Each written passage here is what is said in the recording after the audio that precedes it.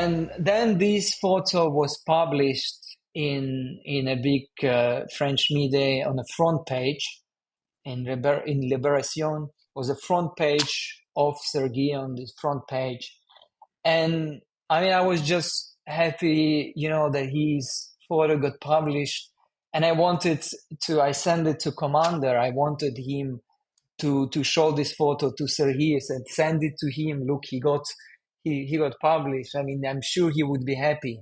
And then the commander told me that he's not alive anymore. He got killed.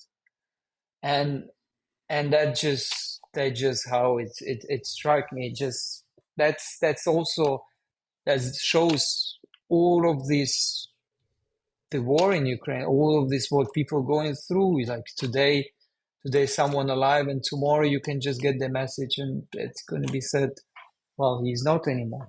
That's how, I mean, it was just such a sad moment, and I was sure he would be happy to see that photo published. Just sure he would be so happy, and that's the cost of war Ukraine pays.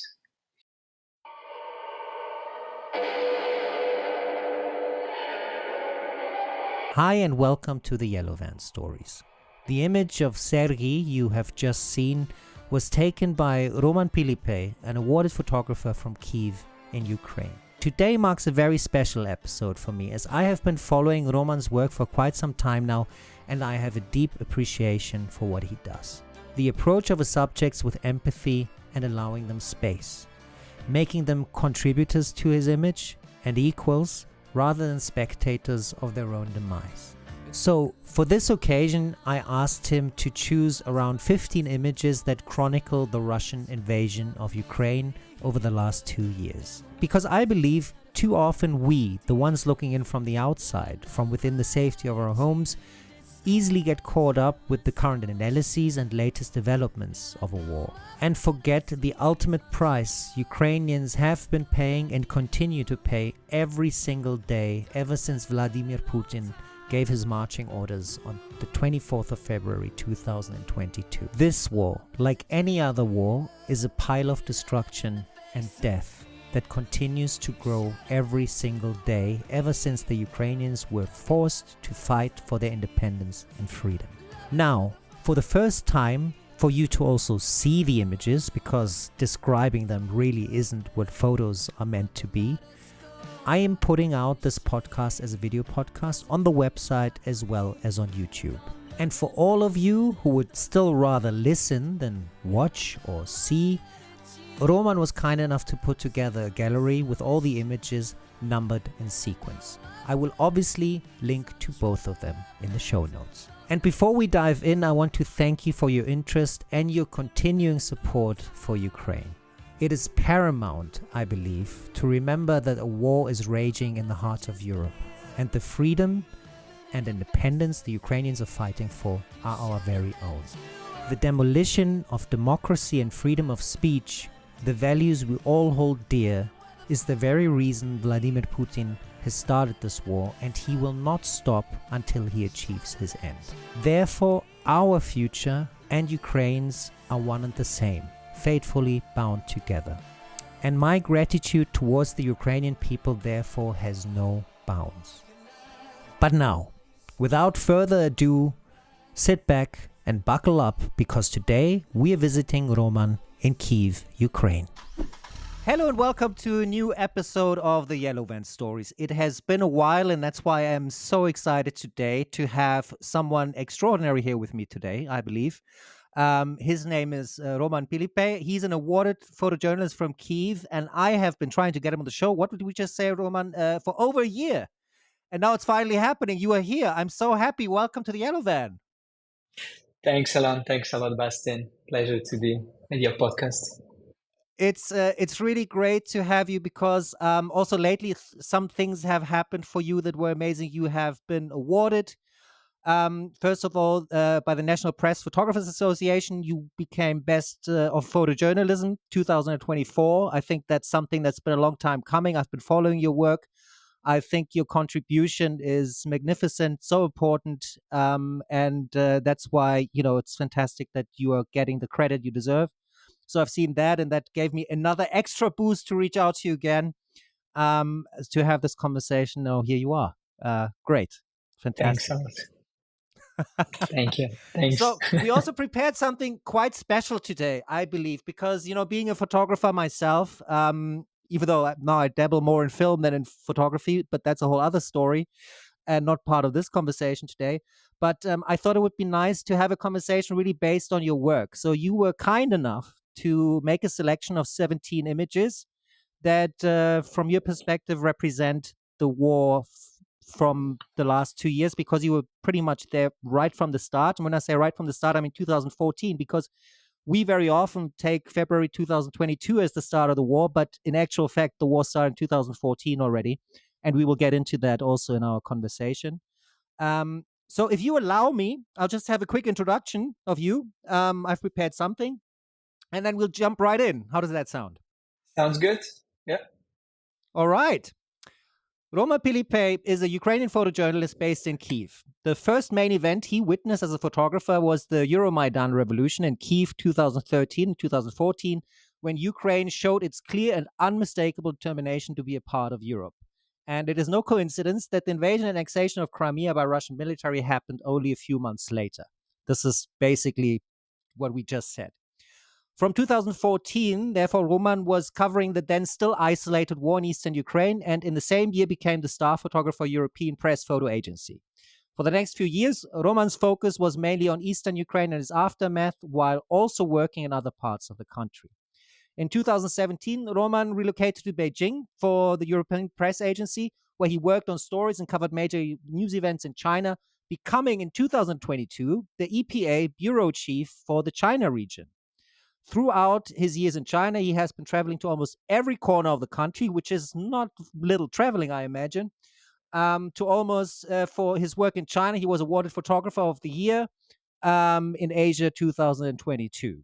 When the Russian invasion of Ukraine began, Roman had just finished covering the Beijing Olympic Games, and he immediately left China and went to his native country to cover the war. Since then, he relocated back to Ukraine, where he works on stories of the ongoing war. In early 2023, after 8 years in EPA, Roman left the agency, and since then he has actively collaborated with Getty Images, and he works as chief photographer for the Agence France Presse, AFP, as most of us know it, I think, because it's rolls a little easier off the tongue.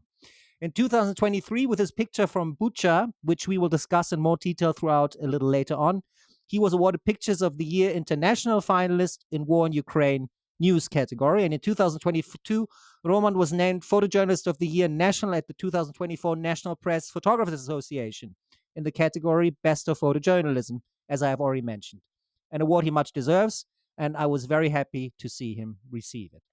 So having him in the van with us today, we will look at the war in Ukraine, this criminal Russian invasion, through the eyes of one of its most accomplished chroniclers by discussing a selection of Roman's images from the last 2 years. And I'm therefore incredibly excited to have him with us today. So welcome to the Yellow Van, Roman. Again. Thanks. Thanks a lot, Bastian. Thanks a lot for your introduction. Pleasure to be at your podcast finally. Yes, finally. We said it before, but yeah, it's really fantastic that you are here. I'm very happy because, like I said, I've been following your work for quite some time now, actually. Thank you. So to jump in, like where are you at the moment? I'm right now at my place in Kyiv. I have some time off. I was in the east of Ukraine a couple of weeks ago, covering the ongoing war. So yeah, right now in Kyiv, in my place. How does it usually work when you go out and take pictures? Is it like a roster? Is it like you go photograph 2 weeks, then you go back home 2 weeks? Is there like a routine to it, or is it really based on what is happening? Put your ear to the ground. Is there something like that? I mean, it depends. Also depends of what's happening in the east. going with the AFP, yes, we have some kind of also a routine, but like if I go, it's like 2 weeks, then you take some break. But also if you work on some stories or there is anything big happen, you can also jump in and go also for to cover those events. So it also depends on the event. So yeah, but also you need to remember about sometimes to take some break and not, like sometimes just to get some time off for you, for your physical and mental health, which is Yeah. important, especially knowing how long this war is going on and there is no end in sight. So for long run, we all need to be ready not to burn out ourselves. So yeah. Yes. That's why I'm asking, Yes. because that's what I imagine. I mean, it must take a heavy, heavy toll, and in order to keep on doing what you are doing, those I mean, recreational phases, if I can call it that. I don't know. You will disagree with me if it's maybe if you have a better term for it, but they are very important, I suppose. That's why I thought maybe it's you have like 2 weeks of this, 2 weeks of that, but you're very mindful of having that downtime as well. Then I assume. Yeah, I think it's important. I mean, first when the war began, if I jump in there, then I remember I was just completely non-stop for half a year working. I mean, the war began is just, but then if we speaking now on the third year of war, um, I think it's important for all photographers, for all journalists, for everyone, just to keep track of your health, of your mental health, especially physical health, and remember that if there is some chance also to take some break, which is important. Yeah. Unfortunately, yeah, soldiers they often can't do that. They have their off time, but it's sometimes feels like when I met soldiers, they have completely no time to rest, and that's I think it's really important. But for us, we at least we have sometimes this a privilege to take some rest, and that's important sometimes to take it as well. Especially we don't Yeah. know how long it's all going to be, and that can be a really long run. Yeah. Let's wind back a little bit from this now, because I think a lot of things have changed. You also said in the first 6 months you were kind of working nonstop, and then you realize it can't go on like this, and it became very obvious, I believe, that this is a long war. It's a war of attrition, planned exactly like that, also by Russia. So just to go back a little bit, back up, how was 24th of February for you? Do you remember that day? How did you get the news? Where were you, and what was going through your head? Yeah, I remember that day clearly. Yeah, I was at that day locked in the hotel in Beijing. So I covered the Olympic before, and those days they were just like few days after the finishing of the Olympic in Beijing, in China. And like in China, we had COVID, zero COVID kind of policy at that moment. So to get back to Beijing, like this Olympic all was completely weirdest Olympic I ever seen. Like literally, you have a small city within a city.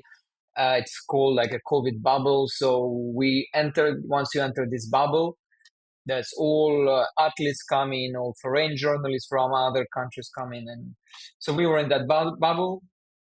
And after Olympic, to be able for me to return to Beijing, though I was in Beijing, I had to do a 2 weeks or 3 weeks. I think 2 weeks of quarantine. I think at that time they've said Hmm. 2 weeks of quarantine. So I was locked in a hotel room, and I remember I was exhausted after Olympic, wanted to take a rest. But at that time, it was all unclear with the war in Ukraine, and even 2 weeks before the war in Ukraine, like reading the news at that time, covering Olympic, checking the news, I felt like that something might happen. So actually, I told to at that time to my colleagues and to the head office in EPA, saying that the war might start, and I feel like it's definitely it's worth, and it makes sense if I go go back to Ukraine. I want to go back to Ukraine. Just even before the war. But at that time, they were like, we didn't know exactly what happened, and we spoke with colleagues, so we kind of postponed that, kind of thinking, okay, let's see how the situation goes. And at that day, I remember that I spoke with one of my colleagues, and over the phone, and suddenly she said, "Oh, like," I was like, "What's all?" And she's like, "Oh, I'm reading that the news says that the war in Ukraine began." So since then, everything changed for me. Yeah, I remember I wrote to my parents, to friends, start following the news, and I said I'm coming back to Ukraine. The problem was for me is to go back to Ukraine. It's not as easy as to say, because I was locked in a hotel with all strict rules. You can't take a plane. There is no way you can take a plane to Ukraine. You can't take a normal plane from China because you are in this COVID bubble hotel in quarantine. It's only special designated planes you can take. So anyway, to make it the story shorter, like I had to wait a few days. We booked the plane, and it took me some time to go back to Ukraine, like 3-4 days basically. I got back on 28th of February through Paris, Poland. Then in Poland, my luggage was lost. I remember I waited 1 day. Anyway, it was a long story, but I found the train which goes to Kyiv. So yeah, sorry, maybe I got jumped a bit to another No, story, but yeah, at that no, time, no, no, if not at all. yeah, just all this memory you ask me, and I start remembering how it was all chaotic, completely. Like I didn't even imagine what will I have time to get back to Kyiv? Will it be still Ukraine at that time? Well, everyone was saying 3 days and Ukraine will fall. So I was coming back without not knowing. But yeah, I met this war locked in Beijing quarantine doing my COVID tests, literally. But the photographer that you are, your first instinct was also, I have to go back and document this. Was this like one of the first, thoughts that you had when you heard about the invasion? I think well, as a Ukrainian, like the first thought that you have is there are my relatives there, there are my parents there, there are my sister there are all my friends there. So that's what the first thought I had, and I was like, what's going to happen? I need to maybe help my parents to with my sister to evacuate, and like more like this thing. And then second, you think, okay, I'm a photographer, and yes, I want to document this, and I want to be in the country in these hardest moments. So that's two thoughts I had. Yeah, that's basically two thoughts that I had at that moment. Yes, of course you think of your family first. That's goes without saying, of course. But yeah, I believe as well. Yeah, if you hear this, that will be an instinct. And photography being a means of chronicling what is going on, and this is so important, especially now. So that brings us to, I think, already to our first image, actually, because this is a picture that was taken on the train on the 28th of February, 2022. So this was an image that you have taken just on the day you arrived in Ukraine, then, I suppose. Do you want to tell us a little bit more about it? And I will, in the video portion of this, I will obviously now put the images there so you guys know what we are talking about. And we will also make a gallery available so you can take a look at the pictures as well, if in case you're just listening. So yeah, so please tell us a little bit about that photo, how you took it, and what was going on at the time. Yeah, I mean that's well, as I said, for me it took a long time to go back, and by luck I found this train which was heading from Warsaw. This train brought refugees from Kyiv and Ukraine all um, to Warsaw. And by luck, I managed to find this train. I was told, I remember at the railway station, that there is a train, evacuation train, that goes back to Kyiv. it comes full of people but goes back quite empty. So me, and at that time I met one of the colleagues. We two of us, we board the train, and it was almost empty. A part of that there were men, some few men. They were on a train heading from Europe, from different countries, from Spain. I remember one man said they were heading back, and they just said they're going to join a Ukrainian army. So that first image is we are arriving to Kyiv. That's the moment we almost in at the railway station, and those men, they looking out the windows. So yeah, me arriving with them. I'm sure they had the same feeling as I had, like with completely unknown what's going to happen, what's happening. Like I completely couldn't imagine what will happen even in the next couple of days, with everybody saying that, that moment that Kyiv will fall soon, everyone needs to evacuate. Yes. And here, I'm coming back, and those men coming to join the army. I remember in Warsaw when I was boarding this train, there were like lots of people, and one man came to me and he saw I was taking some photos of refugees coming out. And he came and he said, "Oh, we are colleagues." And I'm like, "Well," he said just that he's a videographer from local national TV. And he said he left Kyiv, and I asked what he thought probably that I also left. And I'm saying, "Well, I'm going to board this train to Kyiv." And he really tried to stop me from boarding. He said, "Don't board, don't go there, please." Um, yeah, I just asked him. I said, "Don't, please, no, I'm going back to Kyiv." So yeah, there's the moment basically of coming back to Kyiv on that train. I think someone said, and I can't really place the quote now, but somebody said, photojournalists are the people that run towards the events that everybody else is running away from. Yeah. I think that's quite apt. It couldn't be any other way as well. So I mean, the courage that it takes to do that, I take my hat off to you and to all the colleagues who do that every day.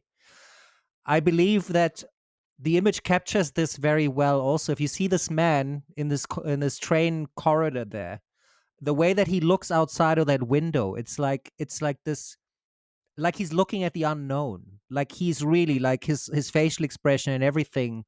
There's like this tension. It's palpable. You can see it. You can feel it, and it's like someone who looks at something that's familiar that he doesn't recognize anymore. All of a sudden, is that a feeling that you can also kind of subscribe to? Was it like that for you also a little bit, because entering your home that is all of a sudden at war? How did you feel? Yeah, I think that's exactly how I felt. I mean, as those men, like I completely had no clue what's going to happen even in the next day or in the next couple of days. And especially I remember, because I haven't been to Ukraine by at that moment for a few years because of COVID pandemic, right? And as I say, like I was coming back, and it's been like 2 years. I haven't been to Ukraine. I didn't see my parents, and at that time, my sister, she's young sister. At that time, she was 18, and she, well, we all felt that she needs to leave. She needs to leave at that time, but it was impossible at that time even to leave. Like literally, so many people, and Because of the like I limited remember capacity of the trains, or why was it exactly. impossible? Yeah. Yeah. Everyone wanted to leave, and I remember I talked to my parents, and they just say we are going to stay in Kyiv. I mean, they live outside Kyiv a bit, but they said we need to try to just send her away. And so that time I said, okay, like I was on a train, and I talked also to the train attendant. We had the whole, like these nights and day, like we chat at that time, like on a train with him. And I told him my story, that I had a small sister, and she needs to leave. So he kindly said that he can help, just that she can come to the train to leave. And so at that time, basically, I was expecting that also my parents, they came to that railway station. I didn't see them for 2 years. My sister, my mom, my stepdad, and I said, "Come to the railway station." It was a surreal moment because I didn't expect that that's how I'm going to see my family almost 2 years. I don't know, even more during this pandemic. I really wanted. I remember at that time in China, it was hard to travel abroad from China, so I didn't leave China during this pandemic time. And I couldn't even imagine that's how I'm going to meet my family. They came to railway station so my sister can board a train. On that train which I came, my sister would board after. So I met my parents when we left the train. I met my parents really quickly for like 5 minutes. Then my sister, and then my sister took the train later and left. And then I left. My parents left back home because the curfew time, and since they live outside Kyiv, they had to leave quickly. And I left, and I literally I start working right from that moment, from the railway station, start straight working. So it was, for me, it was a really surreal moment, as a personally, more like, you see your family in this the strangest time. I was so happy to see them, even though it was so short, but it was just giving you also energy, and your family see you. It was really a touching moment for me in that moment, to be honest, like to see your family in all of this, midst of this craziness. And it was relief that my sister, she left. Also, I mean, just in memory, because I think this is something, because we forget so often so quickly. At that time it seemed like Kiev might fall like within days, right? That it was just a question of time until Russian forces would invade the city. So the urgency of getting out of the city was just more extreme then than it is now, I suppose, right? Yeah, that time it's as I said, yeah, no one knew what's going to happen. I know some journalists start leaving, Yeah. um, and yeah, like at the same day, actually, I received some message from some colleagues. They say, because I didn't have a car, I literally arrived. I stayed at my friend's place. He picked me up, and I stayed at his place because literally the hotels were closed. I had no place to stay. My parents, they live quite far outside the city. I needed to be more in the downtown. And I had some colleagues with whom later I was traveling together, who kindly also offered me a seat in a car.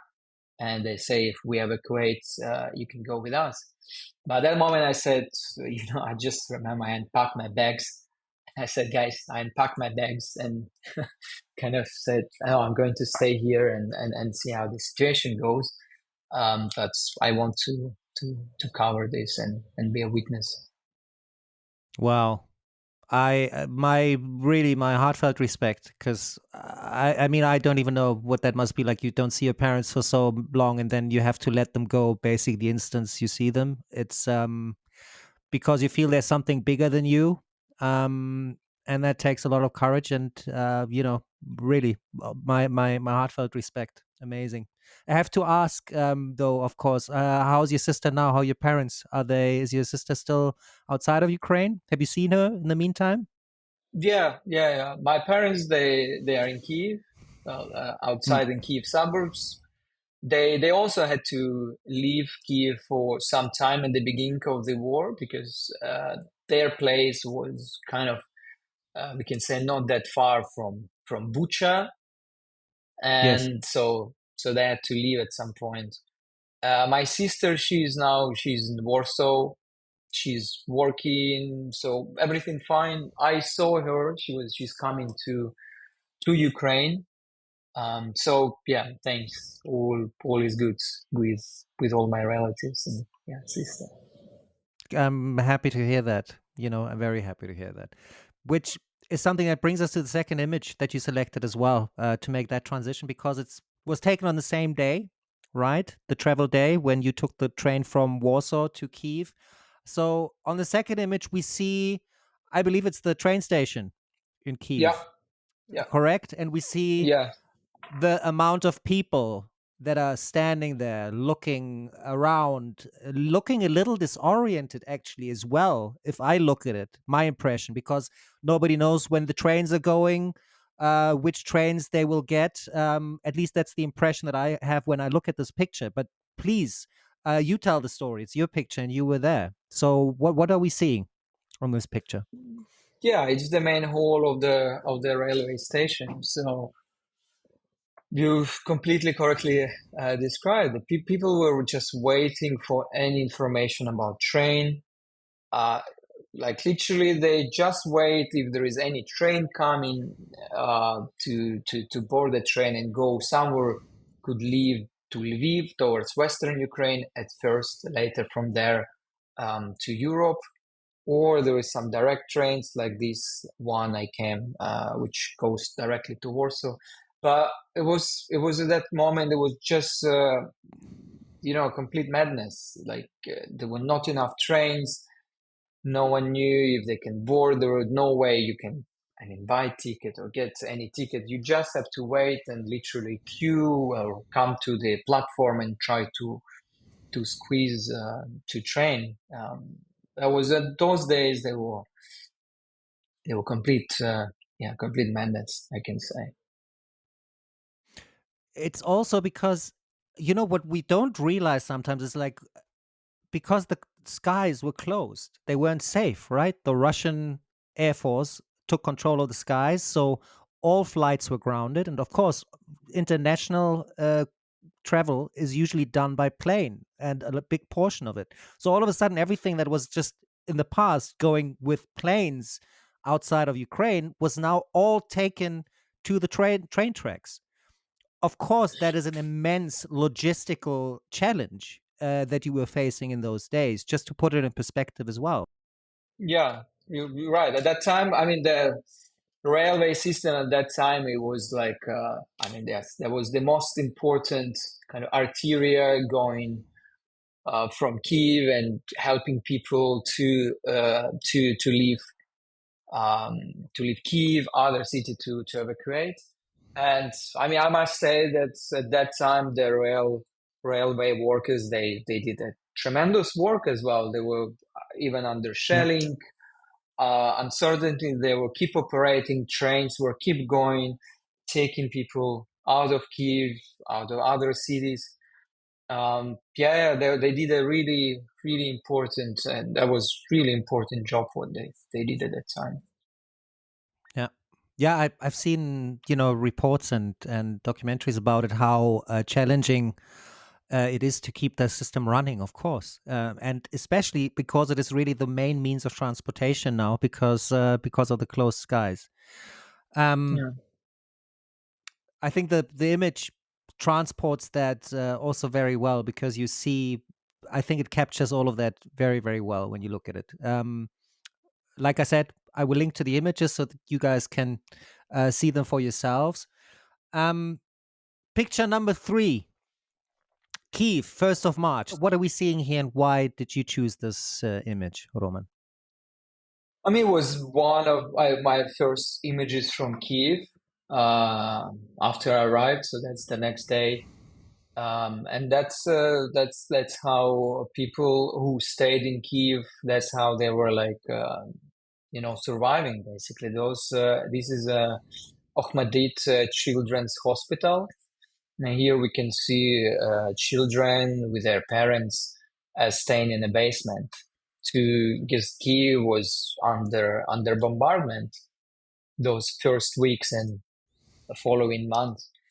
So, There were but no that's anti-aircraft guns. Like, also to say, like in the beginning of the war, like a lot of the anti-aircraft guns came much, much later, right? So at that time, I feel the shelling probably well, of Kiev was still a lot worse. Or am I wrong in saying that? You know much better, of course. yeah. I mean, there were some also anti-aircraft, but it's not at that time. There were no Ukraine didn't receive so far any weapons from allies. from US or European Union. They were just maybe some, but it was not enough at all. And Kyiv was really under bombardment every day. Yeah. Heavy shellings. That was just a daily life of people living in Kyiv. So that's when I visited the basement of that hospital. Saw how people with their children staying. Yeah, I mean that's those weeks, months. Kyiv had no. We can say that he had no proper air defense at all, like the rest of Ukraine as well. So a lot of people would actually at that time go into basements, especially, of course, some people, if they had homes with basements, they could go there, but a lot of people obviously don't. So they would go to subway stations. A lot of people would seek refuge and shelter there, right? I Yeah, remember those yeah. images very Subway. well. I'm sure you spent time in those as well, in the subways. Why did you choose this image of the hospital, especially? Is there something about it that makes it special to you?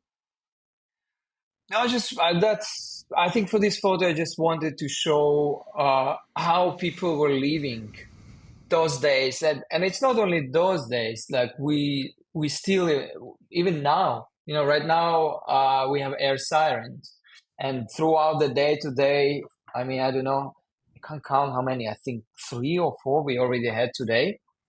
Um, so that's how people even nowadays they live, like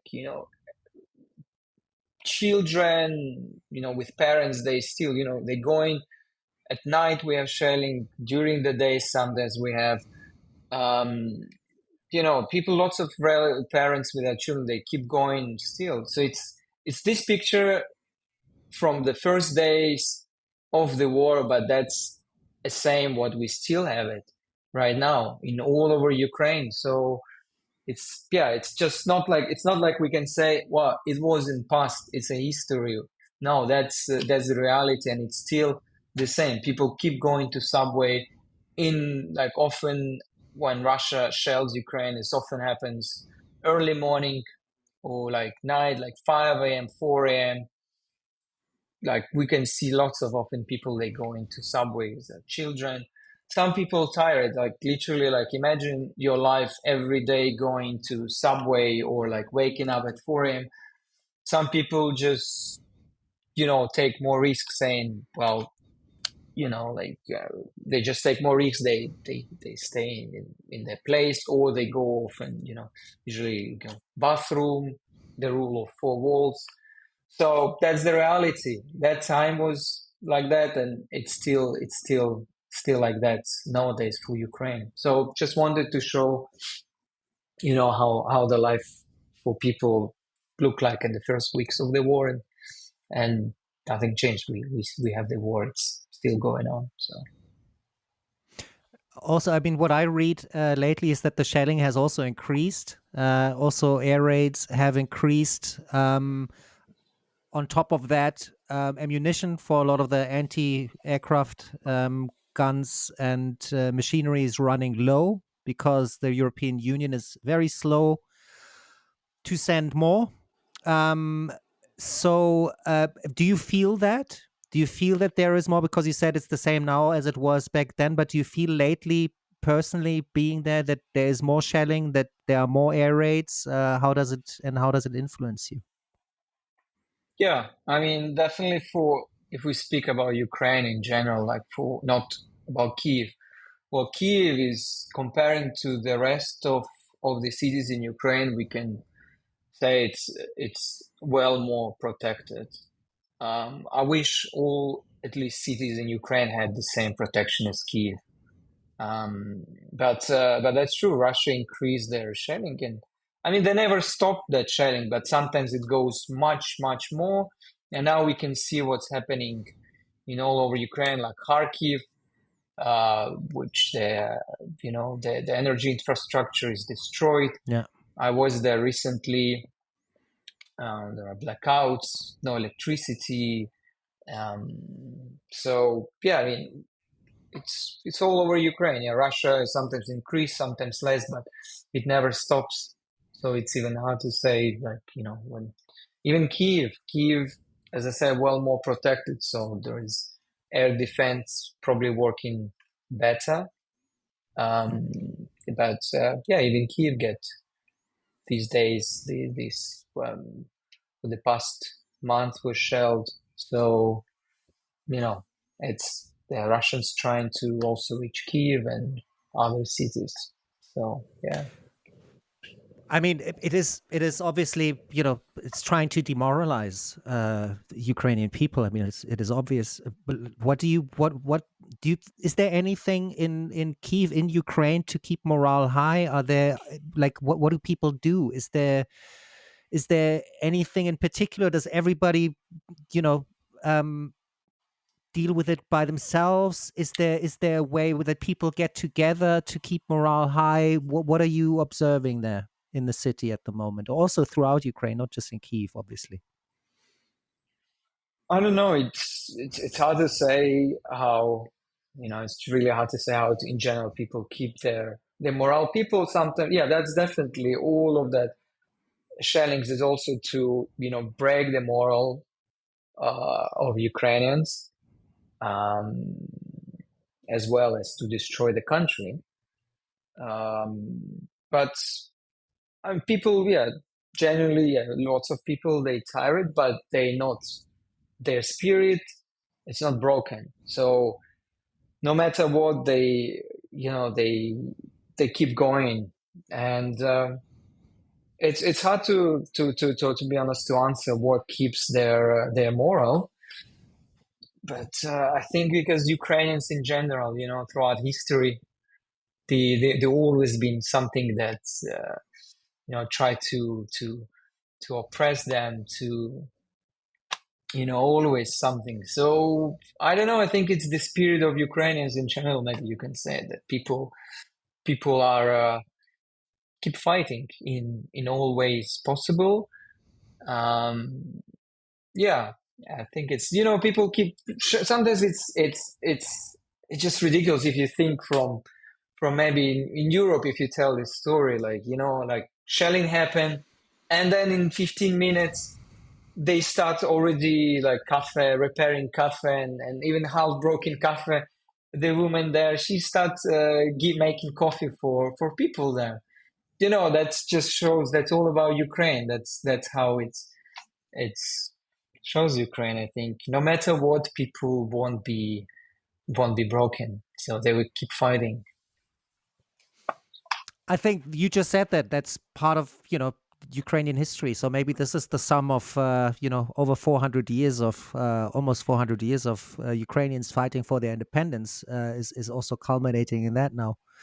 Yeah, I think that's a very good way of looking at it. I admire that. I really admire that because, I read so many reports also on the atrocities that are being committed, and the how it must be so taxing on people every single day, and nonetheless people go about their lives. And I mean, the question is also, what would you otherwise do? But still, like, the spirit and everything is amazing, and I have the utmost respect for all of it. And really doing this podcast also with the history of Ukraine, with the Maidan movements, Euromaidan and the two Maidans before then, the whole history of it is, I am amazed at the fight that people in Ukraine are putting up for self-determination, democracy, and freedom. And it should serve all of us who, I believe, are a little tired, it seems, sometimes, of democracy and of freedom. If you take a look at how we vote in a lot of parts of the world, also in Europe, that can serve as a huge inspiration, I believe, and it should serve as a huge inspiration. This is also one of the reasons why I'm doing this podcast, because you guys in Ukraine are showing us the actual value of democracy and freedom, and thank you for that. thank you. Yeah, So that's about Ukraine. Thanks. that's about Ukraine in a nutshell, right? So that brings us to the fourth image. 15th of March, 2024. Why did you pick this image, and what are we seeing here, Roman?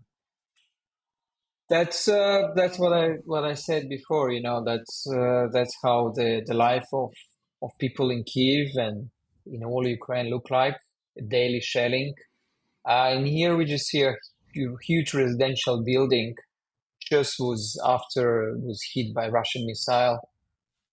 Some people got killed, some injured, and here we just see firefighters trying to extinguish this fire. That's basically what life looked like for Ukrainians daily, especially in the first few months of the war. There I also had some small, maybe interesting story. I mean, sad By story. all I means, took a photo. please. Yes. Yeah, I didn't include that photo in this selection, which I sent you, but there was like an old lady. She was standing, and for old people, sometimes that's what I'm asking also, even right now at that time, why they didn't leave. Sometimes, you come to place completely ravaged by war, and there are still some elderly still staying. They stick to their house. For them, it's hard maybe for us, for younger people, to understand. When we travel, when we see, and for us, kind of, okay, it's just a place. If it's the whole place is ravaged by war, just leave the place. But often for old people, it's hard. And that moment, I remember I met one old lady. I took a photo of her. She was standing by herself uh, in mud in this, after she was rescued from her place. And then I took a photo. Then I put camera down and I came to her to chat. And then she said, she told me these words, like she said, okay, so now the life is over. And I try to tell you, but it's fine. It's just the place. They will rebuild the house. They renovate this house. Everything will be fine. You try to cheer her up. And she was just look at me and said, no, you don't understand. The life is over for me.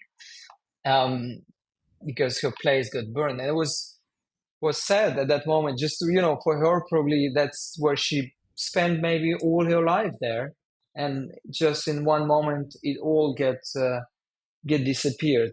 Yeah, that's I was a sad moment. I mean, to end this story, probably now I don't know. I didn't get her contact, or uh, I hope she's safe and everything is fine with her, because that building, I know it was renovated.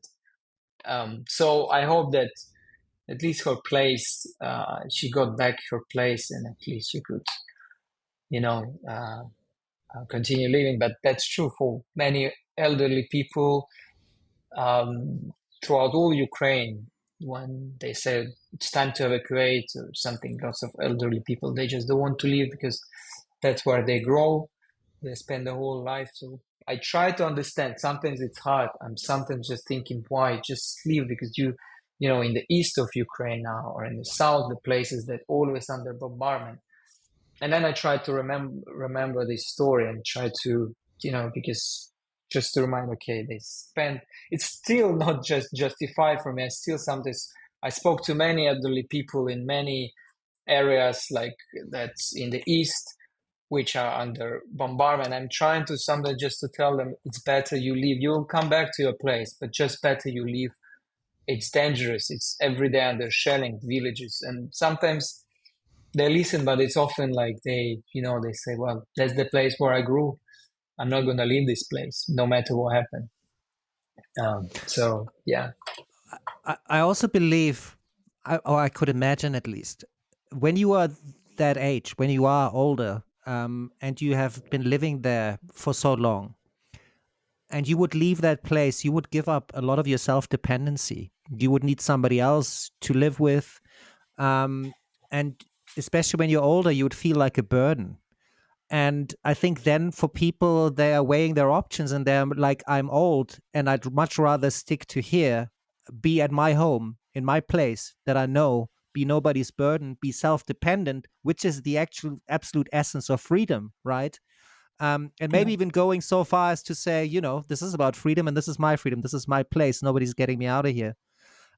So I think I can understand why elder people are looking at it a little different, because I hear these stories a lot. Also with Andriy Dubchak, who I spoke to, and I think He also Mm. told me a story like that of a No. woman in eastern Ukraine that didn't want to leave, and I hear it so often, and I think I understand it the more I hear those stories why that is the case. Um, Also, I believe the image is, what it brings home to me when I look at it is also that you said it's been rebuilt now, this whole house, right?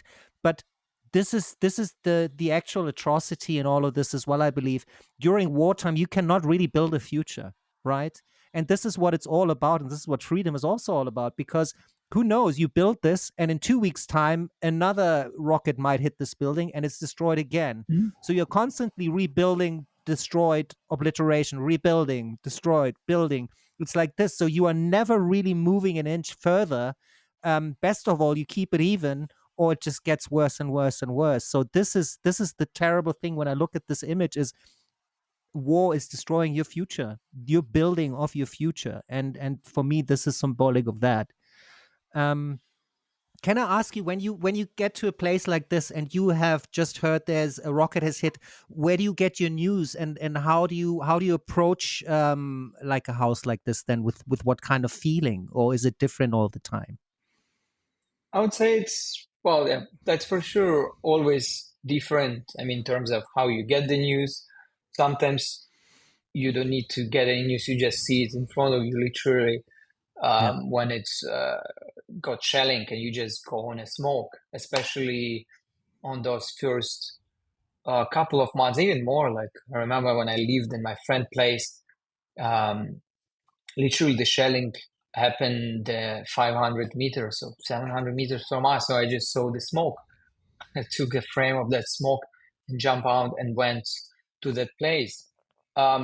Differently. Sometimes from colleagues we communicate. Sometimes, as I said, just follow the smoke. And it's also different how you approach these places. Depends where it happened.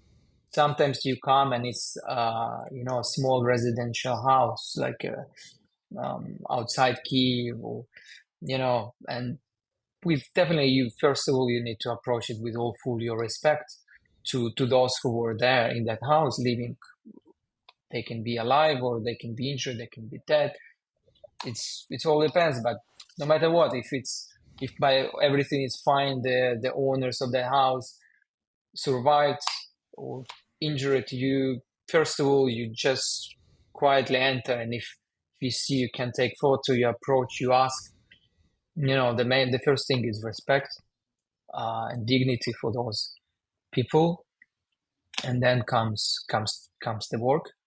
So yeah, it's all depends. Sometimes it happen like this residential big building. You just come and you see it, and the best what you can do is just start working, and if needed, maybe you can help people, those who evacuated. But main here, you are there, and the main thing for you is to document this. I think when you speak of dignity, this is something that is very much part of the next image. I've read what you wrote about this particular photo. Um, we see a soldier kneeling beside the coffin of his dead brother, I believe, if I remember It's fa- he, correctly. his His father. father, Yeah, his his father, father. and two priests that are standing next to him. And what I read about this image, first, please take us a little bit through that moment, um, if you will, and also what you said about dignity, because it is an image that keeps its distance. And I think that is very important. And I do actually believe that it makes that image also that much stronger. So, yeah, please tell us what we're seeing, and why you took this image. Yeah. Actually, it was the same day. So basically, you can see what's happening here. It's 15 March, same as that shelling photo which I put in the The destroyed selection. house. Yeah. Yes, yes. So it's the same day. Um, that I can say was the first funeral I covered during the full-scale invasion of Russia. At that time, it was really hard to find, and and for also security reasons, lots of just was hard to find that. And here I saw soldiers gathering. We went to with some colleagues to the crematorium, and I saw soldiers gathering. So I thought that might be a funeral ceremony for some killed soldier. And I thought it's important to show those first weeks. I was thinking it's important to show what's the toll cost, like, civilians and soldiers who are, most of them at that time, they just took weapons. They never been soldiers. They just took weapons and went to defend their cities. And I met Yaroslav. I was a son of his late father, for whom funeral was. I asked him if he doesn't mind if I come and take the photos of that to show this process, to show that Ukrainians are dying soldiers. He was really open to me. He allowed to take photos. He understood the importance of what I'm doing, and he kindly allowed me to be in this process. It was really small process, really fast. He came from basically he came for just shortly to say bye to his father and get back to his positions. His father was killed, Kyiv region. So both of them, they were soldiers. So this is the moment he says his final goodbye to him.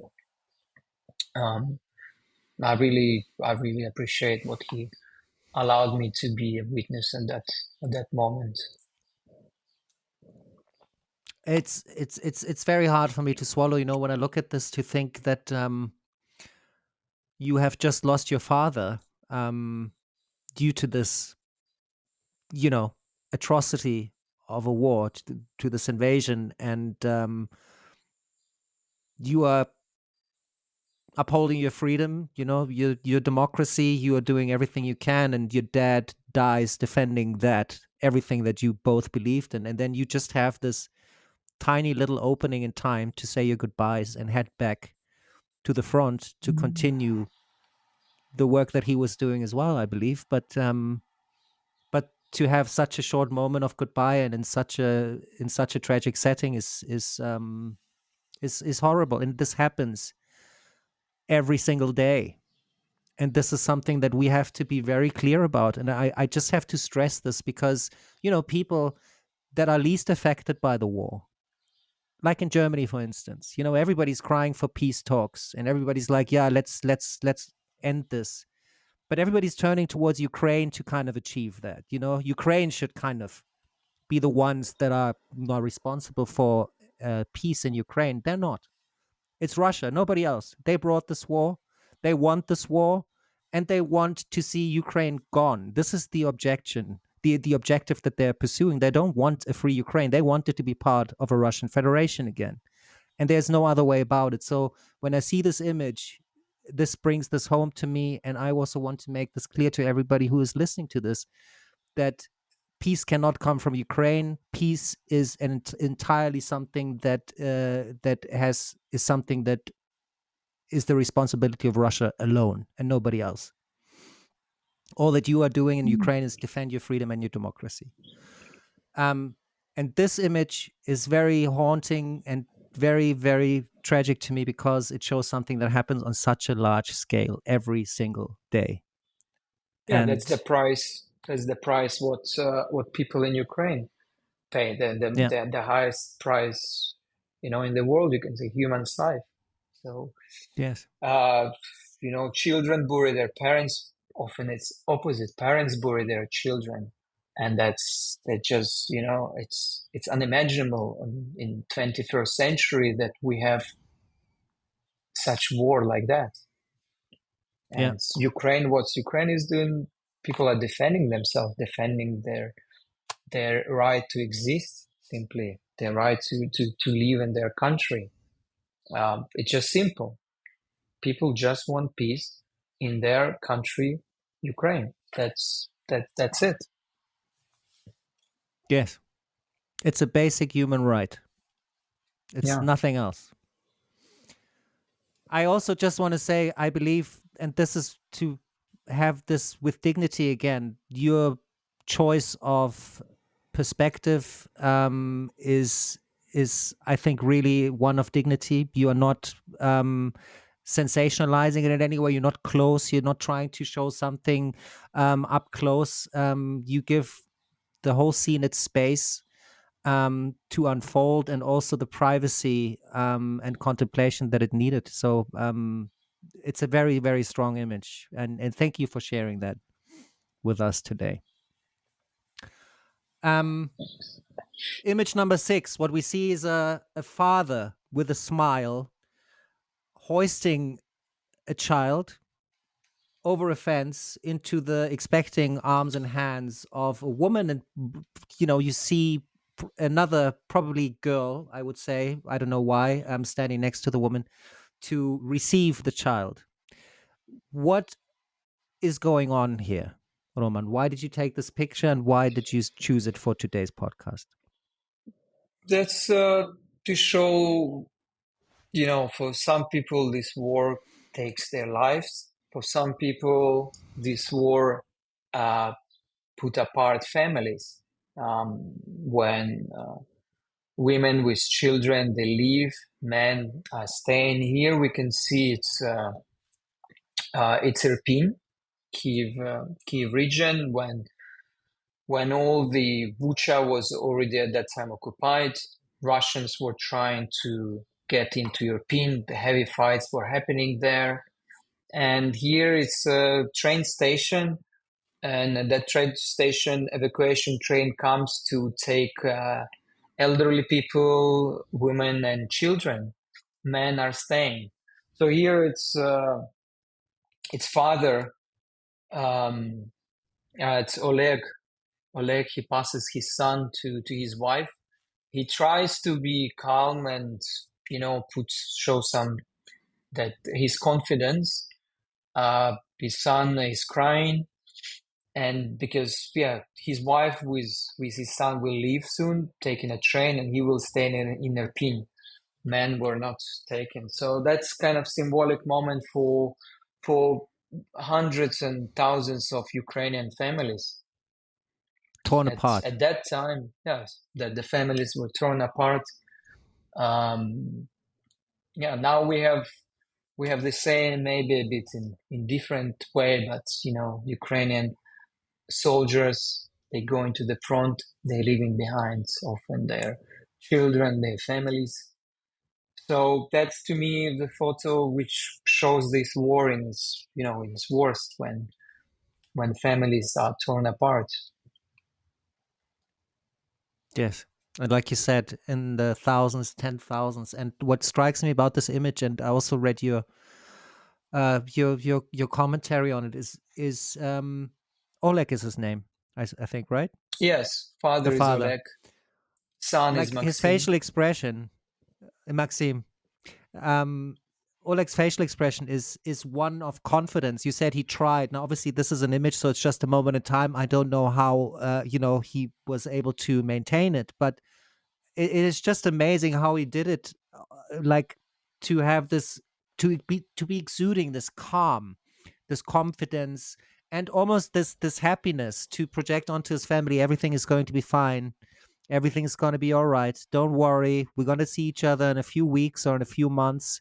Whereas his wife sure knows the truth is not as clear cut as that, but nonetheless he did it, and it just shows the spirit of him in such a magnificent way, I believe. And I think it is such a strong image. Such a strong image. Thanks. Yeah, it was moments. I mean, I chat with him at that moment. Remember, it was when he passed already his son to his wife. They would keep chatting through the fence, and if there is any explosions or something start more heavily, they will sit together, and he tried to still hug them, kind of to protect them. It was also a really touching moment. That was the reality of families. Next picture that you selected for us, Roman, is in Bucha, 7th of April, 2022. I think really most of us have heard about Bucha. We know what happened in Bucha. One of the greatest atrocities in during the invasion that were committed. I think it's safe to say it was a mass slaughter of suburban Ukrainian civilians that was committed there. Um, what we see is a very dark image with dark body bags that are obviously filled with dead bodies. Um, I want to, before we go into what we see and the image itself, what was it like for you when you heard what was going on in Bucha and you actually made the trip there? Like, what was going through your mind? I don't know. I think Bucha is, yeah, it just. I think it's just the worst what you can imagine. What could happen? Like it just simply the question. It was like, why and what for? I mean, you can't even understand this even like from the even if you try to understand from military angle. So whatever, if you try to understand, it's just atrocity, tortured people, raped, killed, people on the street. It was just you don't understand from where this this comes. Like why? What does it make? Like it's completely like you feel it's unreal, um, completely unreal, some surreal situation. So that was a cemetery where those people who were found all around Bucha and their apartments, on streets, in some small graves or in some pits, I don't know, everywhere. Literally, there were like bodies all around that town.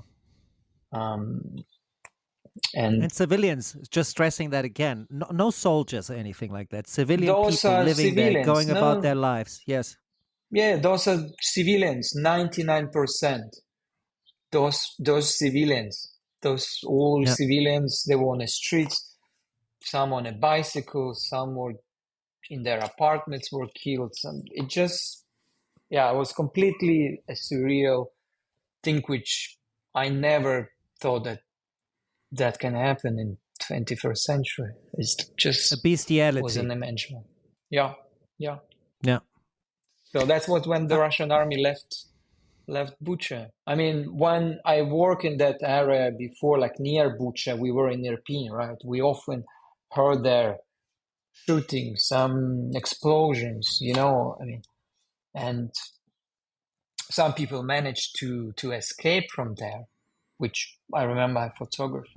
But at that time, you couldn't even imagine what's happening there. You couldn't, um, yeah, imagine. You just heard some stories people were telling before how they were lucky to escape when other car got shot. Their car was second. They were lucky just to drive past but by some miracle.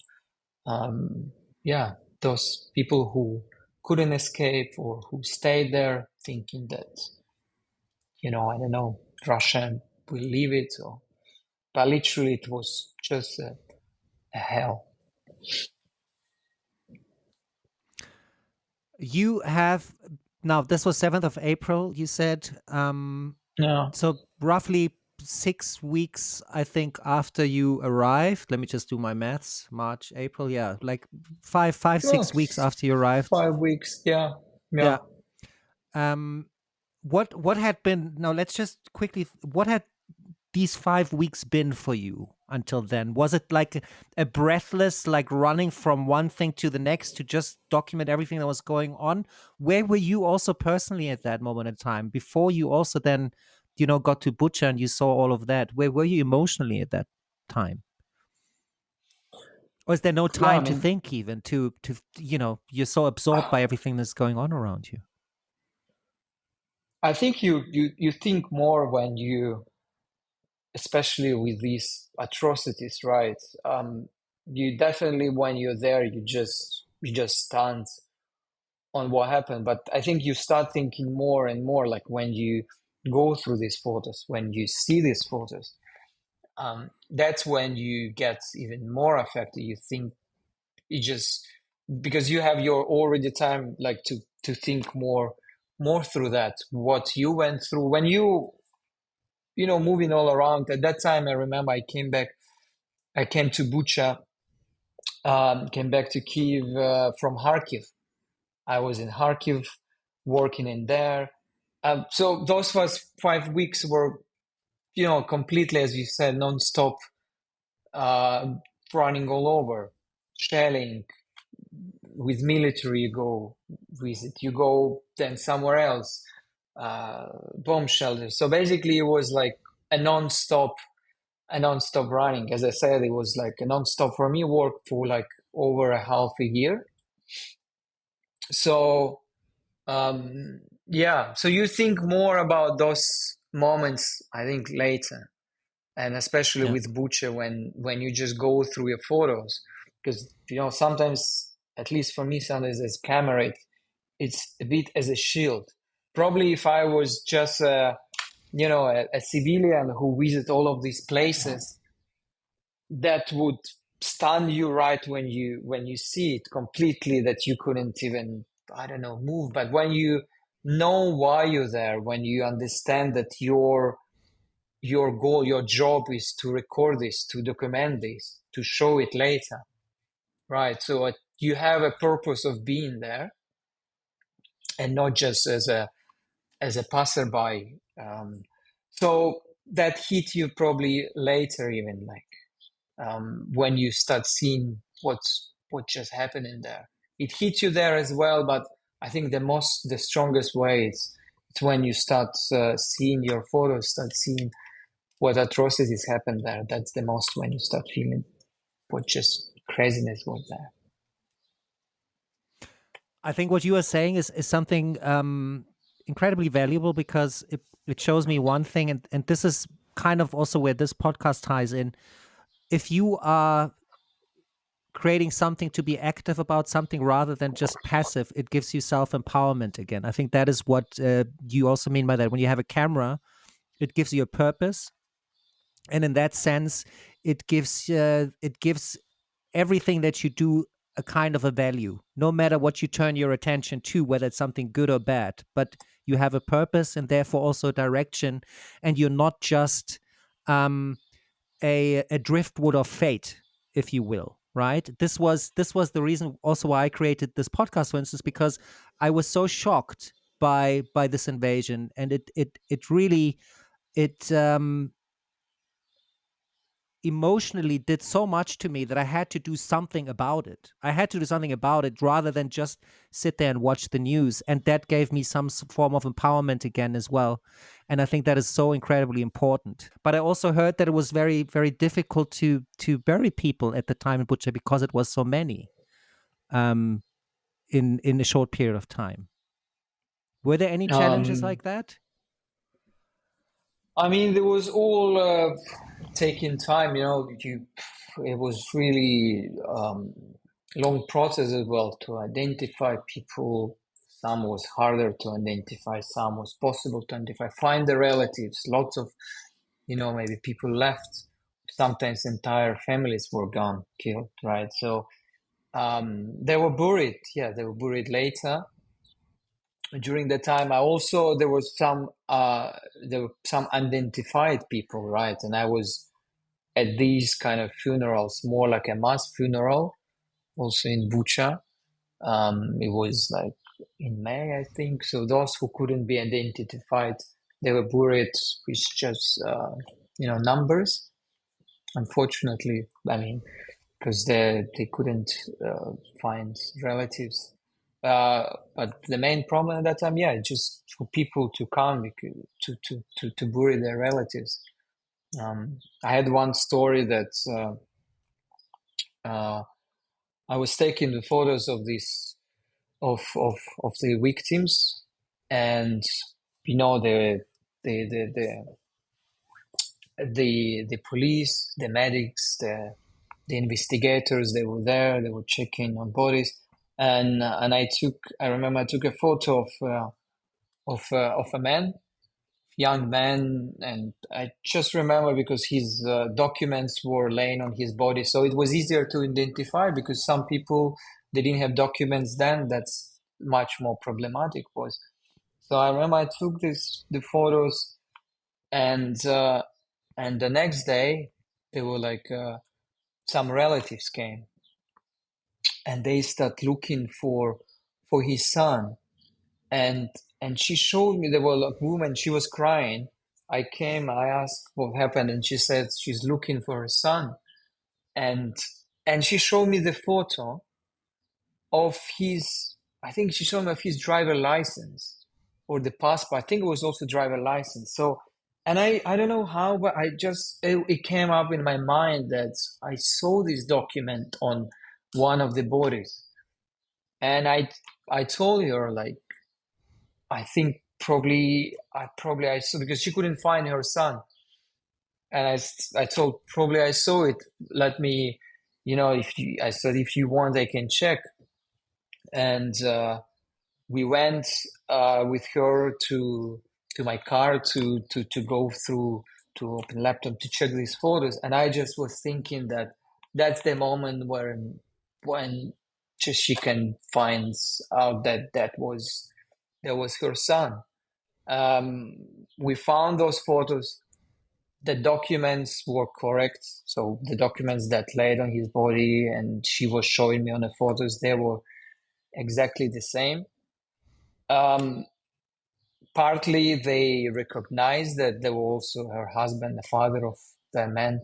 They recognized him, but at some point they also said, no, it doesn't look like him. No, again, that could be a denial, and we just agreed that I will send these photos to them, so that later it will help them to find.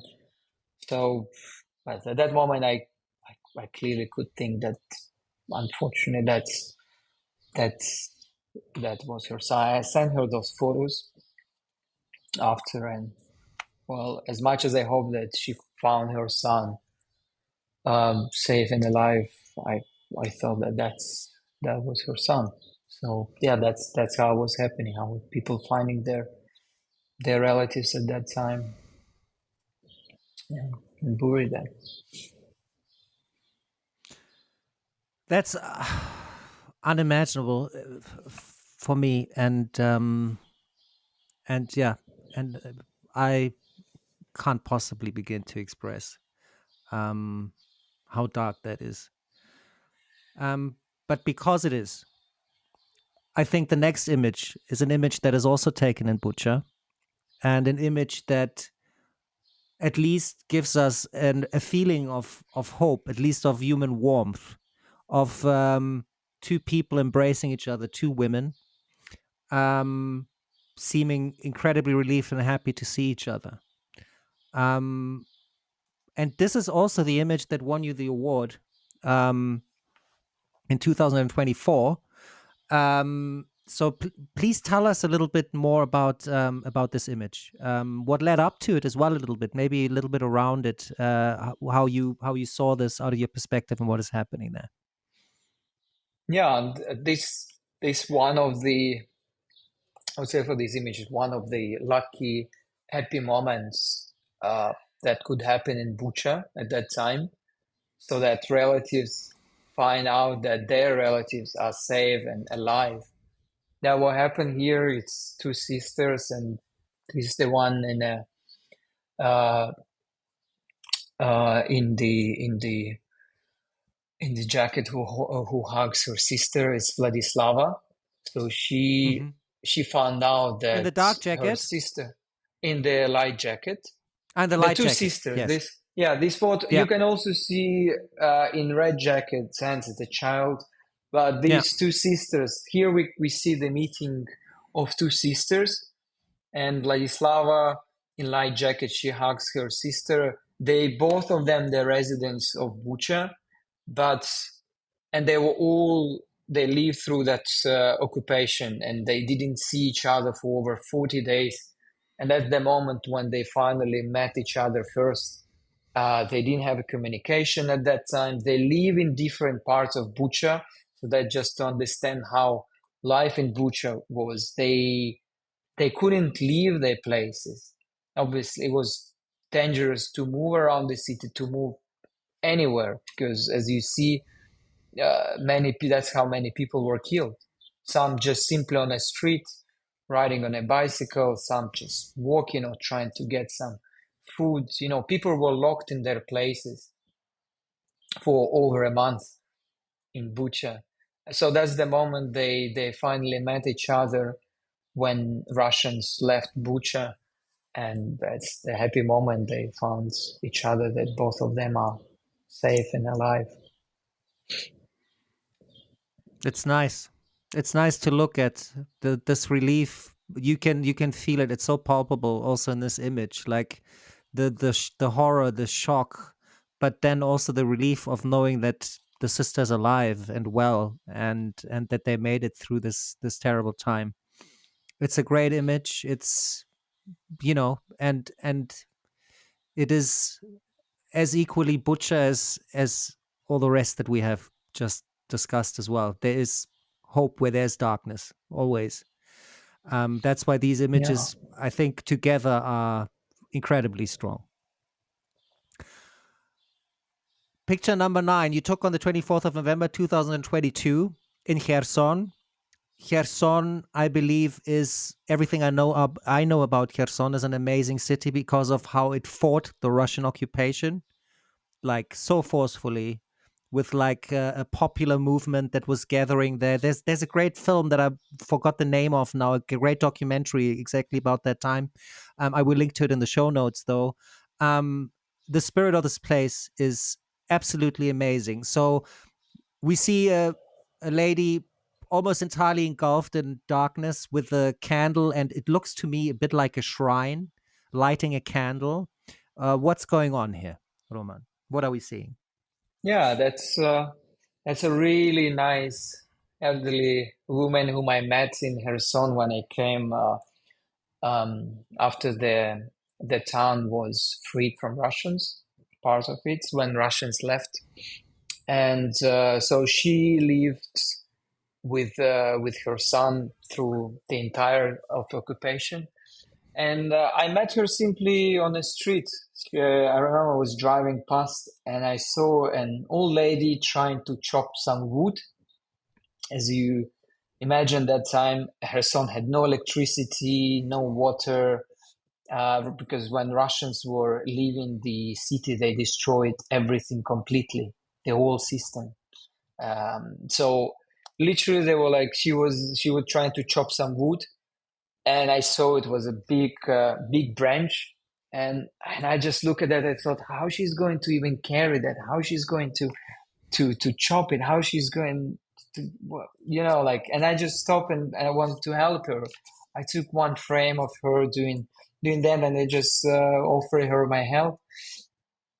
And after helping her, we just started chatting with her, and she invited me to her place.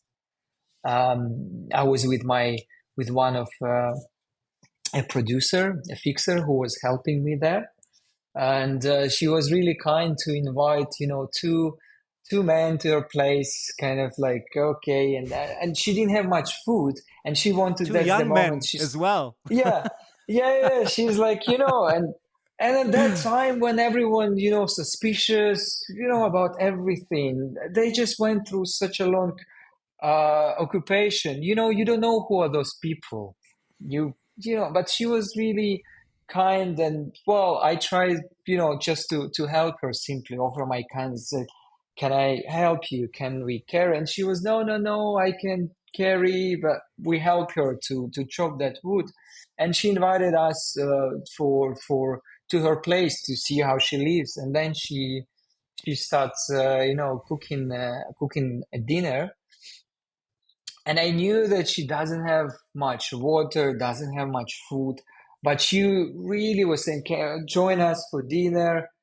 And I just felt that, it was really important for her to treat us dinner, yeah, that us joining that dinner. And I felt at the same time, I felt like, we shouldn't take that dinner because she doesn't have now enough food, water.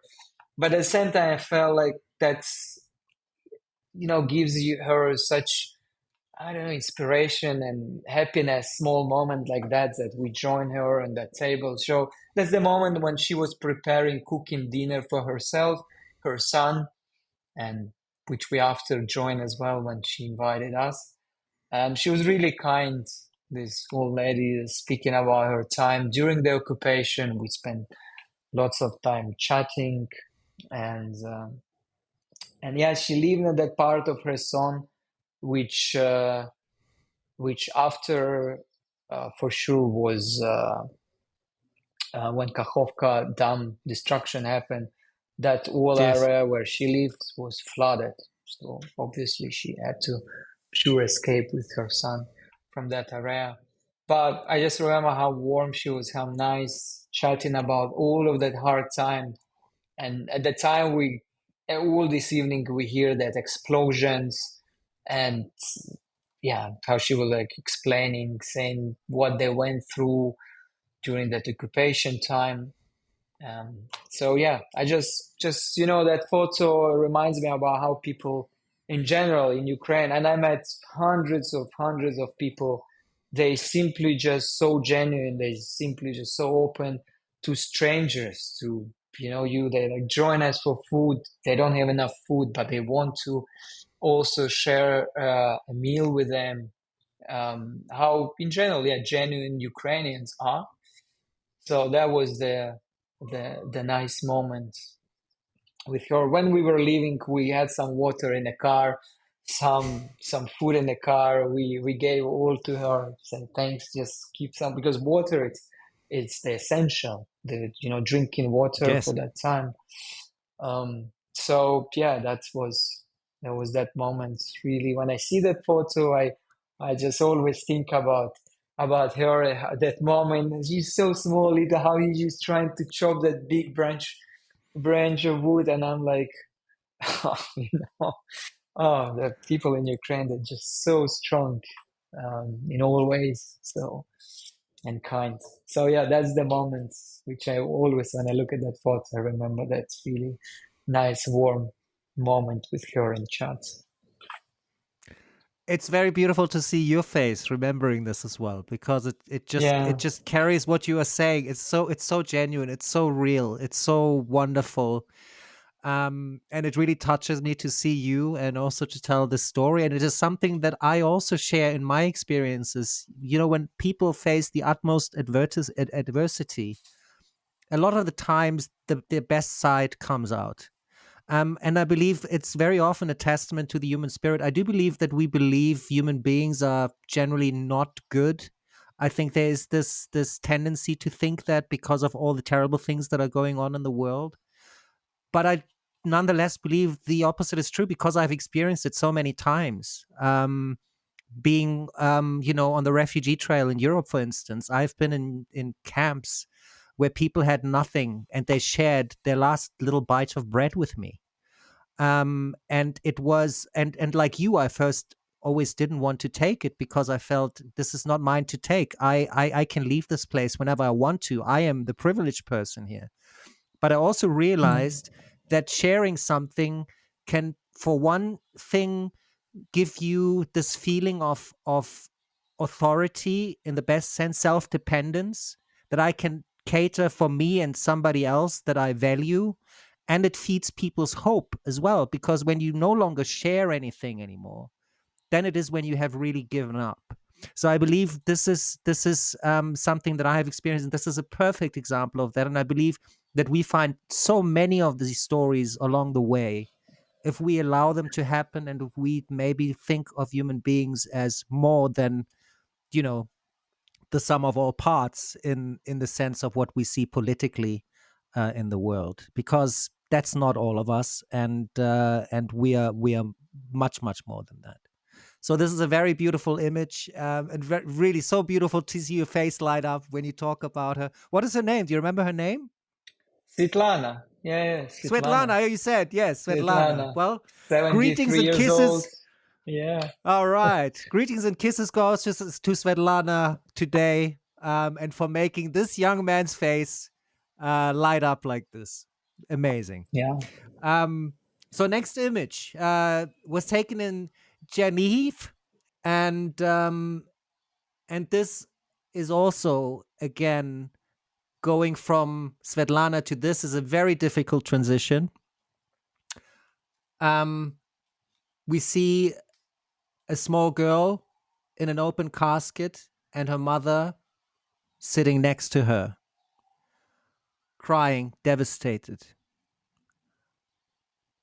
What happened, and what is the story behind the image? I mean, unfortunately, how sad it can be, the story is as simple as it can be. Just another Russian attack, and just here we have parents burying their children. It's Olga. She's the mother of 6 years old Sofia, who died during the Russian shelling on Chernihiv. They both of them they were under shelling. Olga was just more lucky; she just got small injuries, but unfortunately, a shrapnel killed her daughter. So this is a funeral. This is the funeral of her daughter. I spent with them all of that funeral because that's the funeral ceremony was in church first, and then they went to another town. They were like 2 or 3 hours drive after to bury her daughter. Um, Olga allowed uh, uh, media to be there, and I went through from the beginning to the end of this funeral. And I mean, in the end, what happened? I just, sometimes it's hard to you see it's if it makes sense to approach a person who is in grief to to say to pay your condolences, and sometimes you feel it's better not to disturb. In that case, I felt like that's I just wanted to give a hug to Olga after the funeral was over. Um, and she said the strong words at that moment. She just said, she said, show it to the whole world.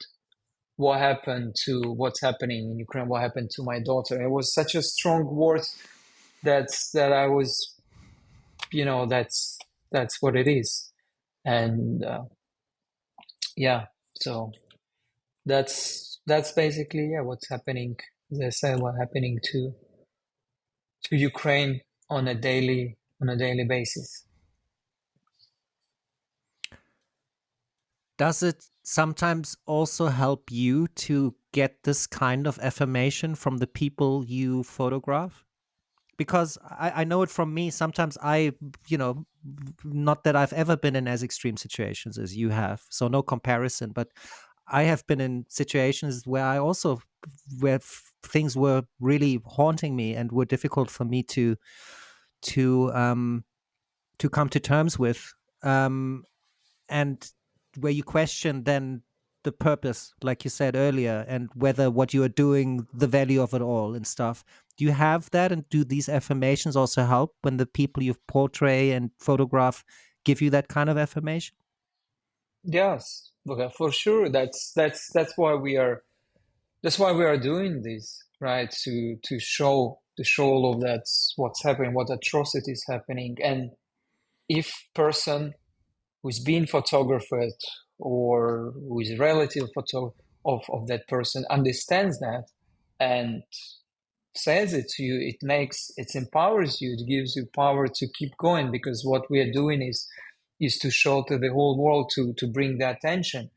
And if person understands that and says, that words were like, I mean, I can say people usually don't say exactly like that. Often they can say, yes, please photograph, show it. But here she just clearly said, please show it to the world. Like you press, show it. I was like, yes, that's what we want to do. So that gives you gives you power to keep going, to keep working. And especially, yes, when you cover such events as funeral or other events where human drama happening, where a tragedy happening. So, as I said, yes, the first is respect and dignity. That's the rule. Sometimes people say they don't want to be photographed, which is, I also can understand that for different reasons, and you respect that as well. And then there is no rule you can take it for. Like, for me, it's, if someone tells me no, from relatives, from the people, they say, please don't photograph, I would never take a photo. Just put the camera down, and if I can, then I just stand there and pay attention to disease, pay my respect to disease person, but just attend that funeral. But yeah, it's important for this kind of event to have all respect, and you can photograph if relatives allow you to do that, and if they understand why you're doing this. That's important. So for sure, and if someone tells you, please do it, please show it, that gives you all power, and you just feel happy that people understand the purpose why you're doing. Because sometimes people, those who don't understand, they also can say, oh, why are you doing this? Sometimes people can approach, why are you doing this? This is, what's the purpose of that? Then definitely that's said. You try to explain sometimes to people. If people don't understand you, especially in these events, you don't need to argue with anybody. You can't change them. If you can't change their mind, then that's it. You just stop doing that. You don't need to provoke them to make any conflict. There is no point of that. So yes, it gives you huge power when you understand that people know why you're doing this. Because for photographers, it's not a pleasure, to do this, to photograph this. When some people say, why are you taking these photos? It's like, some people can say, oh, you photographer, you enjoy this, or, and then you feel that's the worst what you can hear from some people, because that's not what we want to photograph or we want to see, or that's not what I can't understand, can't imagine that someone who does that can, that's the pain as well. As photographers, they're also human beings, they are like human, they collect these emotions. So yeah, that's when she told me that, I felt like so relieved, to be honest, at that, because I spent lots of hours at the time with them. As I said, first funeral in the church, then 3 hours we were driving to the cemetery, and then there, and then you see all of that. So that really gives you a power to keep doing this. I think this is what I've also feel in your images, all that you've just said, because there are also people that believe, and the objectivity of photojournalism should kind of prevent you from engaging too much with your subjects, because you're there to observe, not to influence. And I find that very difficult sometimes. To some degree, I believe it's true, but on the other hand, it is something that is very contextually based. Who do you see? What situation do you find yourself in? What kind of imagery are you producing? And what are you showing? And that is such a complex thing that it is really a big ethical undertaking as well, photography, I believe, and it should be. And I believe photographers should not make it too easy on themselves either, to just say, I'm documenting reality here. So that in itself is the purpose. And I don't care how I influence the people around me or the people that I am photographing. And this is what you are doing, I think, in a fantastic way, in a marvelous way. You ask yourself that question constantly, I believe.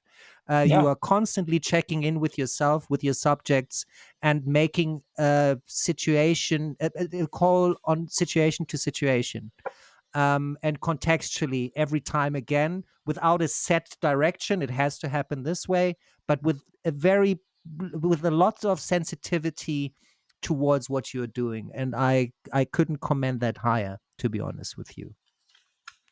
And you're doing this very consciously as well, I believe. You are really, like, this is, I believe, something that you ask yourself all the time, right? Yeah, that's the most important, I think. For in our job, we are photographers, but first of all, we are humans, right? So we all respect dignity to those, especially in this kind of situation. We need to photo comes second for me in that case. If like that funeral, let's say, if she would tell me, please don't take photo, I would never take single photo because I am, for me, her choice, her dignity, to let her say her final goodbye to her daughter, that's the most important. Then if she allows, I say thank you, I say thanks for understanding, and then I can just walk. So I think that's it's just simply ethic. There has to be like that, because it's not like you take a photo of a person riding a bicycle on a sunny day when everyone happy. That's completely different situation. And yes, you need to always to before doing something, you need to be sure that the person who is photographed, she doesn't mind that. Yes, I couldn't agree with you more. That's a very interesting topic that you could also write books about, because I believe a lot of photojournalists also wouldn't agree with you necessarily in what you're saying now, but I do believe that that this is the only way to do it, and really I have so much respect for you to do it like this, and I feel that in your images, and I think they actually make them even stronger. Next image.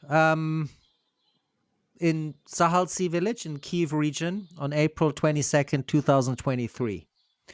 Yeah. This is a lot of people, and they are. Before I get into the analysis of this image too much, I think you start with it. What do we see? Why did you pick this image for us? Just to show how how Ukrainians are strong. How this is the photo shows the young volunteers from Yurba group. They help residents to clear the rubble of their destroyed house, which was destroyed um, by the war. So they came, Really, they it looks organized like. themselves. Sorry, it just quickly, because Yeah, it looks actually like an open field when you look at the image with just a wall standing there, right? You wouldn't imagine that this was someone's home. This is. I there just wanted to was make someone sure home. that people understand that. Yes, the sheer force of destruction that must have reigned here. Yeah. Sorry. Now carry on. Yeah, that was the home to some people. And in Kyiv region, we had lots of villages like that, completely ruined by Russian war. So that's what after when Russians left from those territories that were occupied, many people just were left with their houses. Well, it's hard to call a house. It's basically rubbles which were left from their house. So young people, lots of young groups were organizing, and often on weekends or even longer, they were planning, okay, this time we take these 10 houses, for instance, and they were coming and they were clearing completely, because then at least people can start, to rebuild. Some organization of volunteers also later was also helping to build. So they first cleaned the area from the rubbles, help the residents with that, and then they start helping with the building. So here we see young people just came on their free day to help those residents to start with the rebuilding of their destroyed house.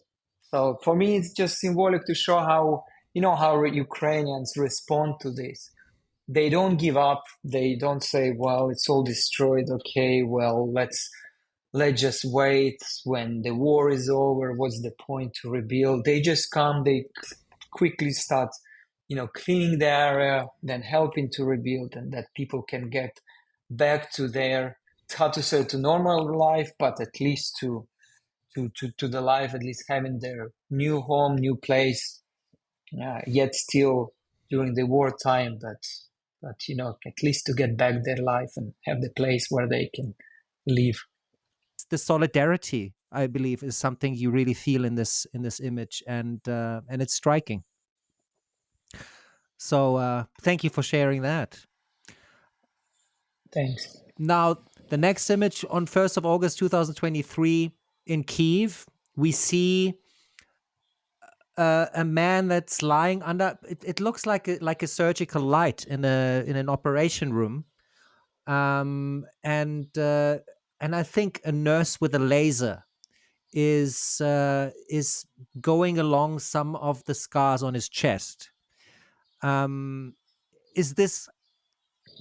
Am I giving the right context for the image? What is happening here?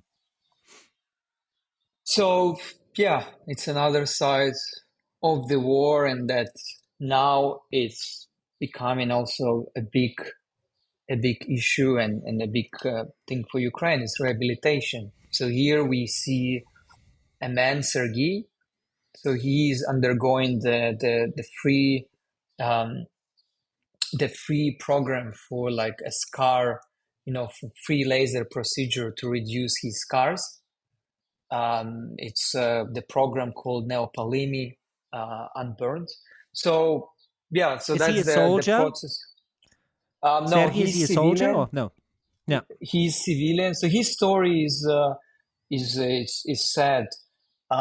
He's civilian, and at the beginning of the war, the first days of the war, he and his family, his wife and daughter, they escaped towards Chernobyl area to some village where they thought they can, they can wait safely there, or they evacuated from the big city, from Kyiv. But then they realized that that area is going under occupation. And at the time when they were trying to leave that area, he was driving in their car with his wife and daughter. Their car drove over anti-tank mine, most likely, and the car exploded. So his wife died, unfortunately, and he and his daughter, they survived. But as you can see, he was heavily injured by that explosion. So yeah, that's time after. You see, he's trying to reduce these scars. He was really nice, open man. We had a nice chat with him. He he told you all of the story, and when you hear this story, you just feel it's hard to imagine through what he went through, imagining that explosion, how he lost his wife, his daughter was there. Luckily they survived, but it's just hard to imagine what he went through and how he was still at the moment. He was smiling after he told me that story, and he was saying that, yes, but I want to get back to life. I had my daughter, and I want to work, and he was motivated and inspired. Basically, that I can say the other angle of Ukraine, where you can see people how they're strong in all ways, even if their body is shattered, their mind is strong. So yeah, to me, after when I talked to him, it was such an inspiration, and the way how he keeps going and keeps living, that's shows a lot. Inspirational. Yeah. Yes, the reason why I wanted to have this conversation with you as well today, I mean, amongst many, many other things, but there's also always so much abstraction in talking about a war. There's metrics and measurements involved in it, like how many, rounds of ammunition, also how many people have died, how many rockets were fired. But that's abstraction. That's numbers. What we Statistic. very often, statistics, but human beings are not statistics. Exactly. Every Yeah. single human being that is lost because of this war is a tragedy, is a drama. Olga's daughter did not have to die. Nobody had to die. All the stories you've told us today was entirely unnecessary. Nothing prompted this, and it didn't have to be. And we're talking about single individual deaths that all had a family, that all had a life to live for, that had a future ahead of them, and that were taken out of this life from one moment to the next. And this is the actual tragedy of the war in Ukraine, of this egregious war that Russia is fighting. And this, your images make that very clear and bring that home. It gives it that personal, that human uh, view and perspective that is so often lacking in our trying to understand what is going on in Ukraine. And for that already, I want to thank you very much, Roman. That's what we need more of, and that's why what you do and your work is so important. Um, Thank and you. that's why I'm so glad that you have gotten the recognition that you also deserve over the last months, years. Image number 13. In Kyiv, we see a soldier that is sitting on a horse, and like sitting on, actually leaning on that horse, lying on that horse almost, Mm. and hugging the horse. And even though the face is not looking straight at camera, you see that he is having fun. He's enjoying it. He's feeling some closeness, tenderness. That's the word I was looking for. Tenderness is in the image. Exactly. Yeah. Yeah. It's a hypotherapy.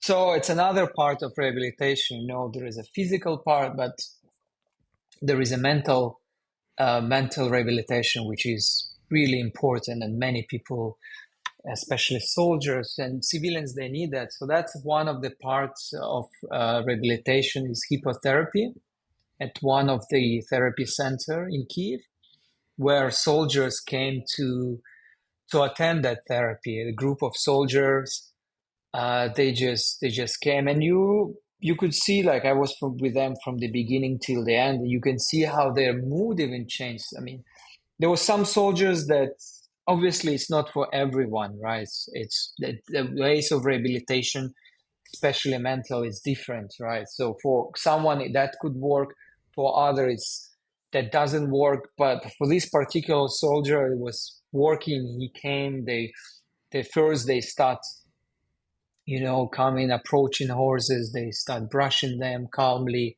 It's kind of a moment of their kind of connection they find, and then they step by step they get more connected and they feel more like relaxed soldiers.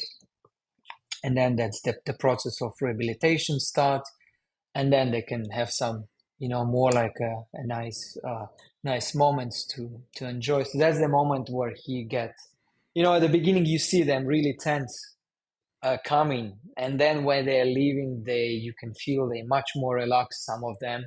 That's the moment when he completely left his, you can say, put down his guard and just enjoy that moment, and finally could a bit laugh and have this enjoyment during that hypotherapy. So yeah, that's a bit nice and enjoyable moment which I witnessed. Yes. There were some soldiers that for them it didn't work, and some, when you hear what they went through, they couldn't open. Maybe for them need more time or different ways. But I just wanted to point out that especially at this time, and the war is going to keep going. Who knows for how long? That part of rehabilitation for Ukrainians, military and civilians, it has to be done much more, and we need to have more programs that has to be even more improved, because it's hard to imagine, as you say, statistically we can just see the numbers, but behind that, every one single Yes. person, there is a personal story. And we have so many people who need that help and treatment. So that's really important that Ukraine keep developing this program, and people have place to where they can find their way to find their way of rehabilitation. Rebuilding, rehabilitation is our keywords. Yes, it's just so incredibly difficult to do this, which brings us almost back to image 4, like to rebuild something that is still constantly at the danger of being destructed again. Is so hard, so difficult, and so taxing, so demoralizing, I believe, because it's like it feels like you cannot move forward, I believe. And I'm just guessing. You are living it. You have it every day. I'm just guessing this, right? From the safe distance of my home. I think we are also just really beginning what PTSD is, like post-traumatic stress syndrome, right? It's that's something that after First and Second World War, men were just sent home, and basically, yeah, the war's over now. Good luck with the rest of your life. Not realizing that we actually had entirely traumatized societies, and nobody did anything about it. So I believe this is a very important step, and it couldn't be overstated that these programs, like you said, will be incredibly important and should have all the support, and also from Europe, European Union, and whatsoever, whoever has money to spare should invest in this without any shadow of a doubt. But this is a very Yeah, beautiful image that brings it home very nicely, because also it is one of the images also that is this tenderness between the horse and the boy, or the soldier, is great. yeah. Image number 14. Zaporizhia region, January 30th, 2024. Zaporizhia is, we know, first of all, Zaporizhia is pretty much the homeland, correct me if I'm wrong, of Ukrainian independence. It's where the Sich is, right? Where the Mm, Cossacks basically had their first independent movement under Khmelnytsky. And so it has that as a historical centerpiece, and it also has been in the news because of the nuclear power plant that is there, and that has seen exactly. some terrible approaches by Russia, playing with fire, using it as some sort of leverage whatsoever else. So so this region, obviously, for everybody who doesn't know it, is is a very special one. And here we see two guys standing in a ditch with shovels, and taking soil out of there, deepening those ditches. What is happening here? That's those soldiers. They're building a defense line. So it's a recent image, as you said, taken in end of January this year. So because now Ukraine is on defense, Ukraine is lacking ammunition, is lacking defense system, is lacking a lot. So now, after that last year, when everyone thought some point that that it's hard to imagine that the war can end so easily, right? And that time, everyone was thinking that okay, Ukraine can now, with their counteroffensive, easily win this war, which is not true. Like Ukraine is it's a small country, and fighting such a huge machine like Russia. It can't win just by itself. It needs support. It needs support from Europe, from the US. It needs support from the allies to keep fighting in this war, right? At least with ammunition, you know. So here is now is Russia is forcing, is advancing, is attacking Ukraine, and this is the current situation. What Ukraine is right now, Ukraine is on defense. Ukraine is, Ukraine needs support, more support. Ukraine needs more defense, more weapons. That's what is this about now. It's currently Ukraine is just preparing for the defense, and those soldiers they are preparing new lines. They know that they might have to retreat, and that's the new defense line is being prepared. So yeah, that's the current. If we can describe what's happening right now in Ukraine, I can probably show with this picture and say that's what's happening. Ukraine is on defense and trying to keep their land. You've already mentioned it is due to a lack of ammunition, right? So this is one of the main prerequisites for Ukraine to get a footing again, to stem the Russian attacks, is to get more ammunition, right? This is one of the decisive factors at this point in time during the war. Would you agree? Ammunition, yes. Ammunition, support, lack of people in a way, if we compare to what how many people Russia has. That's all combined. That's yes. But really important part as well is just that, Ukraine is asking for support, for munition, for weapons to how you can defend the country. Right. So that's yeah. And as I said, Ukraine is a small country fighting such a huge machine where there are Russians, they have more people, they have more manpower, they have more ammunition, they have more money simply, right, to spend on their army. So that's what Ukraine found itself right now on the third year of the war, that we keep defending. We keep defending to keep basically our independence. Yes. I want to stress very quickly, because I want to make a point of this, because there are also those voices more and more that say we should not send arms to Ukraine because it will extend Ukraine's suffering, and it would make the war end, and it's better for everybody. I obviously do not subscribe to that position. I also want to say, though, that before the war in Ukraine, before Russia's invasion, I was even someone who said we don't need NATO anymore. Let's demilitarize. Let's, I was a pacifist, textbook definition, pretty much. But this war, this invasion, has changed everything about that for me. The reality is a different one. We woke up in a different world, 24th of February 2022, and to not send arms to Ukraine would be like seeing a bully in the schoolyard beating someone up severely and then asking the little child to just, give in, and best of all, even take away its defenses. This cannot be the way, right? This can clearly not be the way. So, in order for us to maintain freedom and democracy for people who choose it, this is the precedence. So, if we stop sending arms to Ukraine, we leave Ukraine to their own defenses.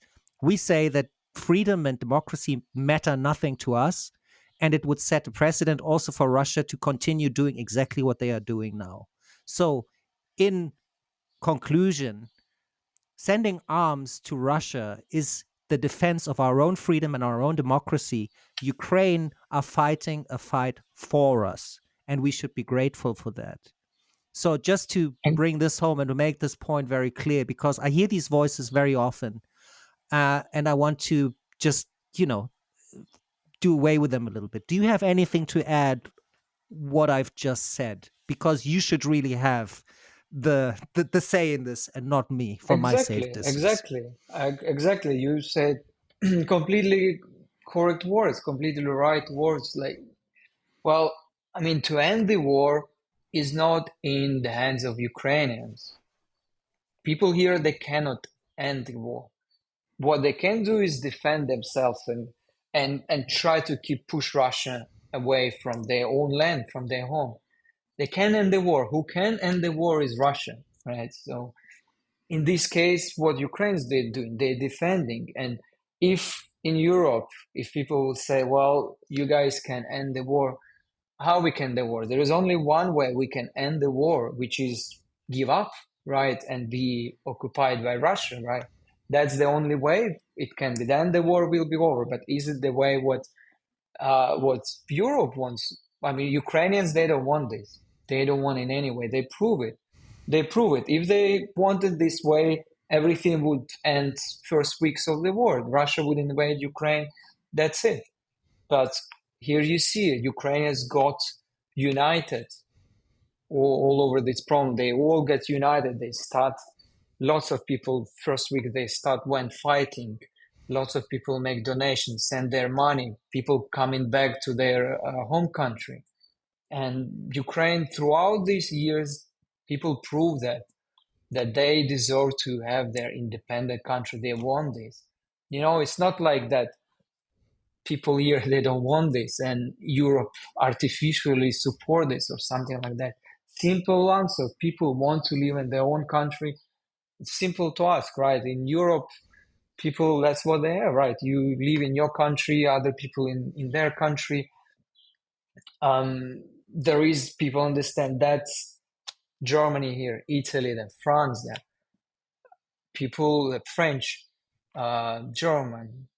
That's simply what we want. We want to have our country. We want to live in our country, be Ukrainians, speak our language, learn our history, and keep developing. That's 21st century. No one wants the war. That's that time supposed to be gone. That's just unimaginable. So, but we can't do anything else but rather defend ourselves, and that's what we ask for. Please support us in all the ways which possible, because it's not only for Ukraine. People doing. Yeah, unfortunately, we cannot end this war. It's not in our hands. But what people can do, they defend themselves and defend their country. It's independence. Yes. And if people stop fighting for their freedom, then what else is worth fighting for, except if not your freedom, right? So exactly. So that's why I want to make this appeal. Not that I'm in any position to make these decisions, but my appeal is send Ukraine the ammunition and the weapons it needs, and as fast as possible, because this will make all the difference in your defense of freedom now and also in the long run. So this is my appeal today. Yeah. I wish I had more power than just saying this, but at least we put it out there today. Image number 15 was taken in Pokrovsk in the Donetsk region, so eastern Ukraine, the region that's been in this war ever since 2014 already. Remember, in the beginning, like we said, this war did not start in 2022. It began in 2014, which is also very clearly, we can see by that what Putin's long-term agenda is. Also freezing the war now where it is, then giving him another 8 years again to build up his military more and then to push further. It's happened before. Like, we should know by now what the incentive is and what is happening to all those that favor, a freezing of the war as well, which I find is hard to imagine. So, Donetsk region, Pokrovsk. On January 24th, 2024, we see a woman holding an infant, a newly born, in a house, a private house, with a bed standing on a desk, a tiny little infant bed, and a bed next to it. I think it's quite a small space, I would imagine, by looking at it. Why did you pick this image, and what are we seeing, Roman? I mean, if to talk about this picture, I would say we should see this picture and then the next picture, number 16, just to feel the difference. So the first picture we are talking where a woman, her name is Yulia, she holds her newborn daughter, Diana. It's in maternity hospital in Pokrovsk. And literally this hospital is placed around 30 kilometers from the front line. So you can see that the life is still going on. People live their life, give birth to their children. And then in the other photo, you see it's the stabilization point, not far from Bakhmut, in the nearest town to Bakhmut. And it just also, not far from the front. So you kind of see two different realities. And this other photo is where the paramedics trying to save a wounded Ukrainian soldier. It just, to me, it shows, the picture of Ukraine as well, like where you see the people are not far from the front. They didn't give up. They keep living their life. They try to, to keep living their life. You see this maternity hospital, which still operates every time. Often that town got shelled, and, medical staff keep working. People out there living their life. So to me, it's quite just symbolic. I thought just two picture when I look at them, I felt it is quite symbolic, like somewhere near the front line, there is some people are trying to save their lives. And then in other places, some near the front line, other people will give new lives. So it was more like, to me, I would say a symbolizing these two photos when I see them together, um, showing the life, in Ukraine. Also, I believe it's a very it's in its basic, also formal aspects. They harmonize is maybe not the best word, but they really speak to each other. The one is an inside shot where the sun comes from the outside, shining through the window. You have this outside world that is kind of, beckoning in. And this other one is, and it's bright. You have a bright background. This other image is the medics trying to revive the Ukrainian soldier. It's dark, and you only have this artificial light source that's quite centralized, and where you have a lot of fall off to the sides. So in that sense, they are also formal opposites of each other, but in that sense speak to each other. So I can totally see that as well. Even I can totally see that. And it reminds me of a sentence that in my head now I attribute to Karl Marx, because it kind of fits the bill a little bit in his philosophy. But the sentence goes, I have to see if it was him, I'm not sure. Everything is pregnant with its contrary. And I think that's what this image says. And this is also something that we've brushed upon before, also in Bakhmut, the images that you had of the many dead on the cemetery there, and then of the two sisters seeing each other. Where there's darkness, there's also hope. And I believe this is the basic condition of the human existence to some degree. And your images convey that, they transport that. And that's why there is as much darkness as there is hope. And this is what I find wonderful about your images, because that's what makes them truly human and also humane at the same time. True. So very, very strong diptych there, if you will, that you've chosen there. And that brings us to the last image you selected today, picture number 17 in Avdiivka, which we all have heard of in the news lately very much. A lot of fighting going on after Bakhmut. I think one of the most fought over places, which has now fallen, right? Which brings us also a bit to the trenches again, new defense lines. We're seeing a soldier in full battle gear leaning against a red brick wall, the sun just striking his face ever so slightly, and he looks incredibly exhausted, and it feels like it's the first rest that he has had in days, and even this one will just be an incredibly brief one before fighting continues. How tell us a little more about the image, and why did you select it? Yeah, so this image has a story, and this is a Sergei, an infantry soldier, and it's in Avdiivka direction. Avdiivka is already occupied.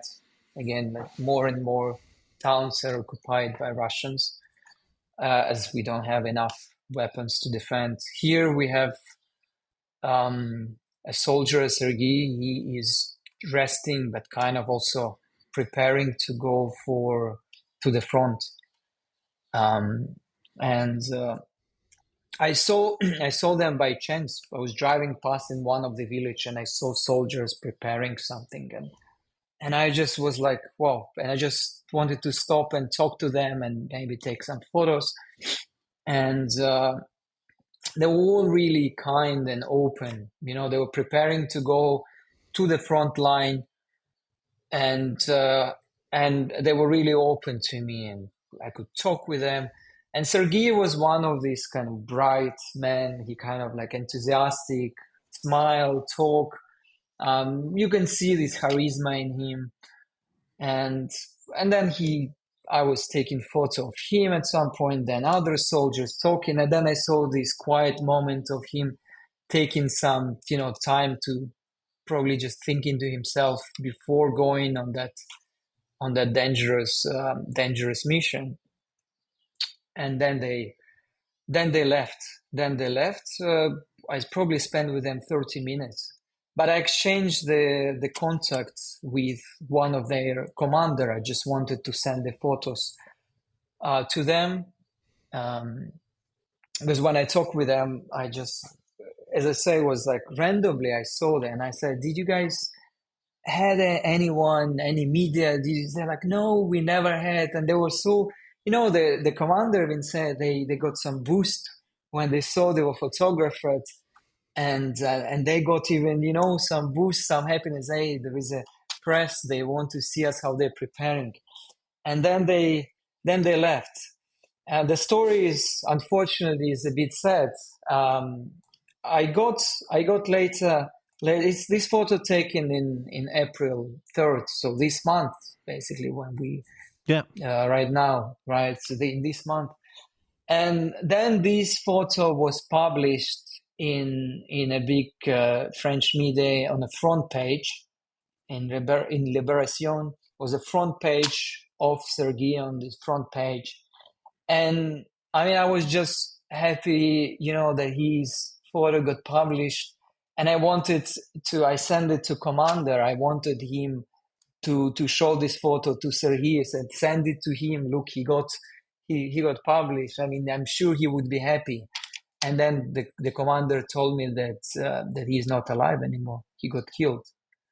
And that just how it struck me. Just that's also that shows all of this, the war in Ukraine, all of this what people going through. Like today someone alive, and tomorrow you can just get the message and it's going to be said, well, he's not anymore. That's how, I mean, it was just such a sad moment, and I was sure he would be happy to see that photo published. Just sure he would be so happy, and that's the cost of war Ukraine pays, human lives. So, this today, someone alive, and tomorrow you get the message that that person got killed. So unfortunately, that's a sad story, but that's the reality what people here live every day. And that's why it's so important that you tell that story. Because again, this is happening every single day in the hundreds and the thousands. And that is the actual tragedy. There's single individuals, single human fates every single time. And I think that the terrible thing also is that you just have no certainties anymore. You have no,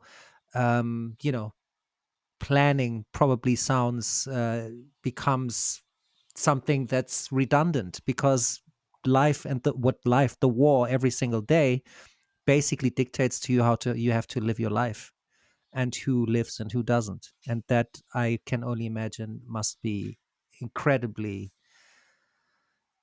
terrible, for lack of a better word. That is a very strong image and a very strong story. Roman, thank you very much for sharing that.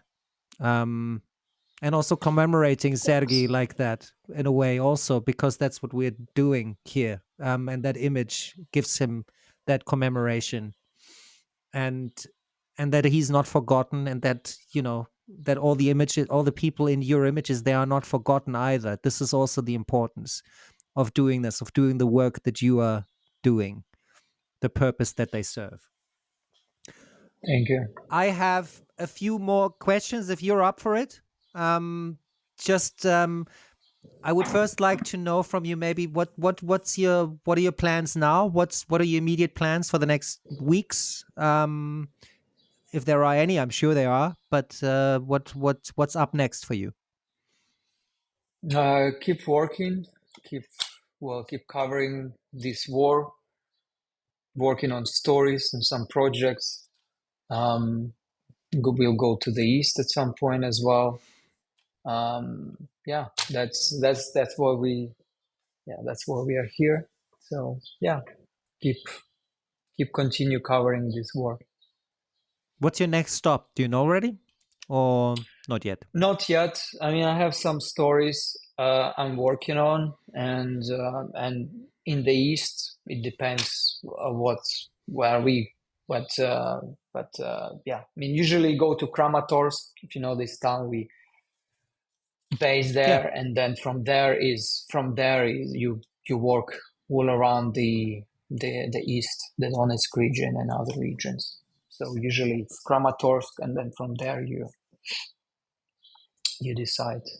I would also like to know from you, just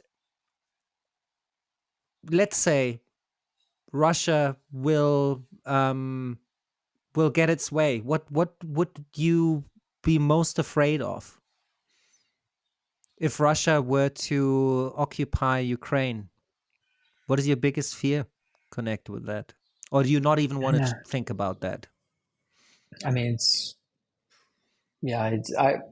it's hard just even to imagine that, and definitely you don't want to think about that.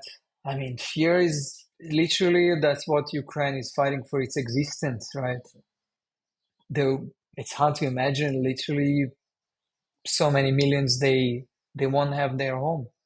We have millions of people who are refugees now, and at some point, hopefully, they hope to get back to their homes. There are many people refugees from occupied territories, but if you, I just don't want, can't even imagine that, and don't want to think about that. But imagine that scale. If it's yeah, people fight for their existence. So literally, it's the worst what you can imagine if Russia occupy Ukraine. Um, yeah, just I can't even imagine that, to be honest. No. Better not then. Better not. And nor should we, because this must not happen in any way. Yeah. Um, I think I have something that also drives me a little bit in all of this. And you see also the the mortality of things, the vulnerability of things every single day during your work. Has it changed the way you think about your own mortality, your own vulnerability, by seeing this every single day and documenting it? Or is it something you keep outside in a way? What do you mean exactly about that? Um, No, I mean if you see, how transient life is, how quickly death can occur in a time like no. this. Does it change the way you think about your own mortality as well, the way you look at life, and how, if so? I don't know. You during the war, I'm sure that I mean for all Ukrainians, I can say I'm sure that you appreciate life more. You appreciate your freedom. You appreciate to be in your country. You appreciate having the life because yeah, that's true. Like at some in a, just a one single, just in 1 second, everything can disappear. It's so for people in Ukraine, I think it's definitely a bit different now how they see the life because they know that it's everything can be just gone in a second, and you never know, right? It's because the country under constant shelling, everything can happen. So I think you just appreciate more life. You appreciate what you have now, you appreciate that because of the Ukrainian army, because of that there is defenders like Serhiy and many others who give their lives. Many people in Ukraine have their life, we can say, more peaceful life, yet still there is so many other shellings and stuff. But because of that, Ukrainians can live their life. They appreciate that more. They cherish the time with their relatives. Because here in this country right now, it's hard to say today you have it, tomorrow probably you won't. And so for sure, that's just a bit different approach to the life for people here. They appreciate every moment. They know that maybe tomorrow won't happen. So yeah, that's All right. yeah. I think if I hope I answered the question, which is yeah. No, you That's did. You absolutely did, and I think you absolutely also answered it in a magnificent way. It is exactly that. And that brings us again to everything is pregnant with its contrary, right? Because of this, also maybe at the end of the day, for some things you will have more appreciation than you had before for them. And so yeah, yes, exactly. it works like life works in mysterious ways in that sense, I believe. Um, if now, Justin, this is something I always ask everybody, right? This also almost brings us to the end of this incredible podcast. Thanks to you, not anybody else. Thanks. And this is a very difficult question always because we've been talking about war, we have been talking about loss, we have been talking about death, we've been talking about all these terrible, terrible things that happen on a daily basis, every single day for more than 2 years now. And I ask it anyway because I do believe, and this brings us again to where there's a lot of darkness, there's also hope. Um, what opportunities, if any, do you see in this terrible war?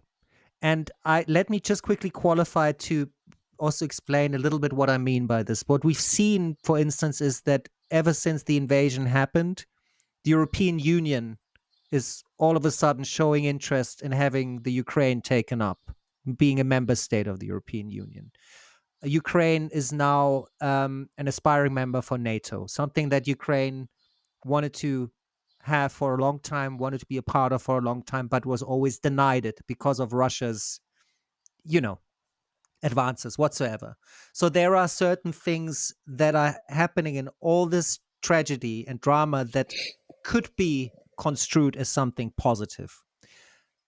Do you see anything other than what I have just said that might be an opportunity in all of this? I mean, I think it shouldn't be even a question in long run that Ukraine in European Union in NATO it shouldn't be even. I wouldn't even call it as opportunities because I mean Ukraine fighting for its independence, fighting for Europe, but that just shouldn't be even a question if Ukraine in NATO later or in European Union, Ukraine fought this way.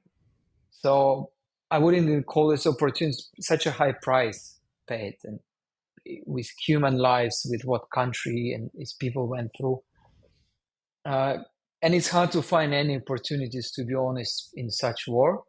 I just can't say any. Probably one can be said it's, this war united people in a way, we can say. Ukrainians get such a strong feelings that we are Ukrainians, we are one nation. It united people. It show how strong response of people were to this war, how they were strong and united in their way to defend the country. So I don't know if it can go for opportunity, but I can say what this war brought is that all people got united so strongly and that they're proud that they're Ukrainians. The rest, I would say NATO, European Union, I would just say it shouldn't be even a question. when we talk about that Ukraine should be in the European Union later, should be in NATO. It's just it shouldn't be even a question. Ukraine fought its way. Ukraine proved that.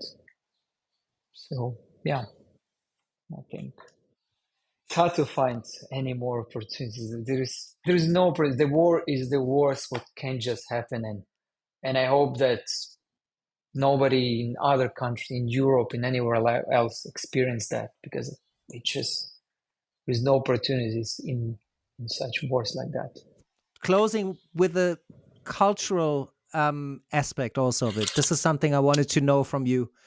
Um, what part of Ukrainian culture, and I've mentioned this before, like gives you solace and strength? It can be something to eat, it can be a photographer, art, anything that symbolizes Ukraine and maybe Ukrainian strength for you. It's also like, well, you're asking this right question, and for me, this question is actually it's how to reply. Yes, Ukrainian culture, but what gives me this power? And I was thinking about that question, to be honest, and I thought, what? And then at some point, I realized what gives me, like, and I found it, and I don't know if I can put it as a Ukrainian culture, but I can say that Ukrainian nature that gives me a lot strength when, like, just simply going to Dnipro River, just simply, um, I just really, it gives me, for me, nature is really important. And I got back from China, right? And when I get back to Ukraine, and when now I'm living again in Ukraine, I appreciate a lot nature here, and how, even Kyiv, even big cities, they're so green. They just, you feel that nature. And so for me, I think in Ukraine, I found that nature, I really love nature here. I just love the mountains here. I love the forest, the Dnieper River, and it gives me such peace when I'm like in a state of mind when I just need to relax, just take a break. For me, nature is the answer. And I found here nature is just so gives me power here. So for me, I would say it's Ukrainian nature. That's what gives me here That's a strong fantastic. power. There's no wrong or right answer here anyway at all. So it's just interesting for me. But do you have, if I may ask, do you have a specific area in Ukraine as well where you really enjoyed the most? I mean, you said the Dnieper River, but Dnieper River, yeah. Carpathian Mountain. I mean, there are many Mm, places. It's hard to call all one, but right. in Carpathian Mountains, you can go. Even in Kyiv, there are so many places in Kyiv where you can just get lost and you're still in the big city, but you go in a nice forest and you just feel this, such a. And but the other thing is, well, that's another angle of Ukrainian life. So you go to the forest, right?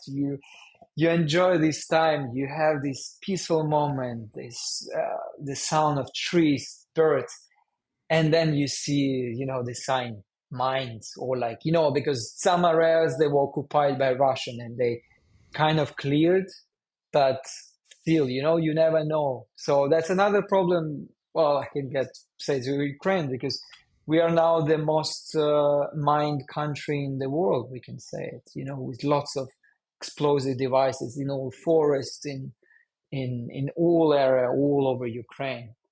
So, it's still, even there, the war sometimes can, you still can, with the back of your head, think about that. Even that innocence Yeah, has been violated. yeah, yeah.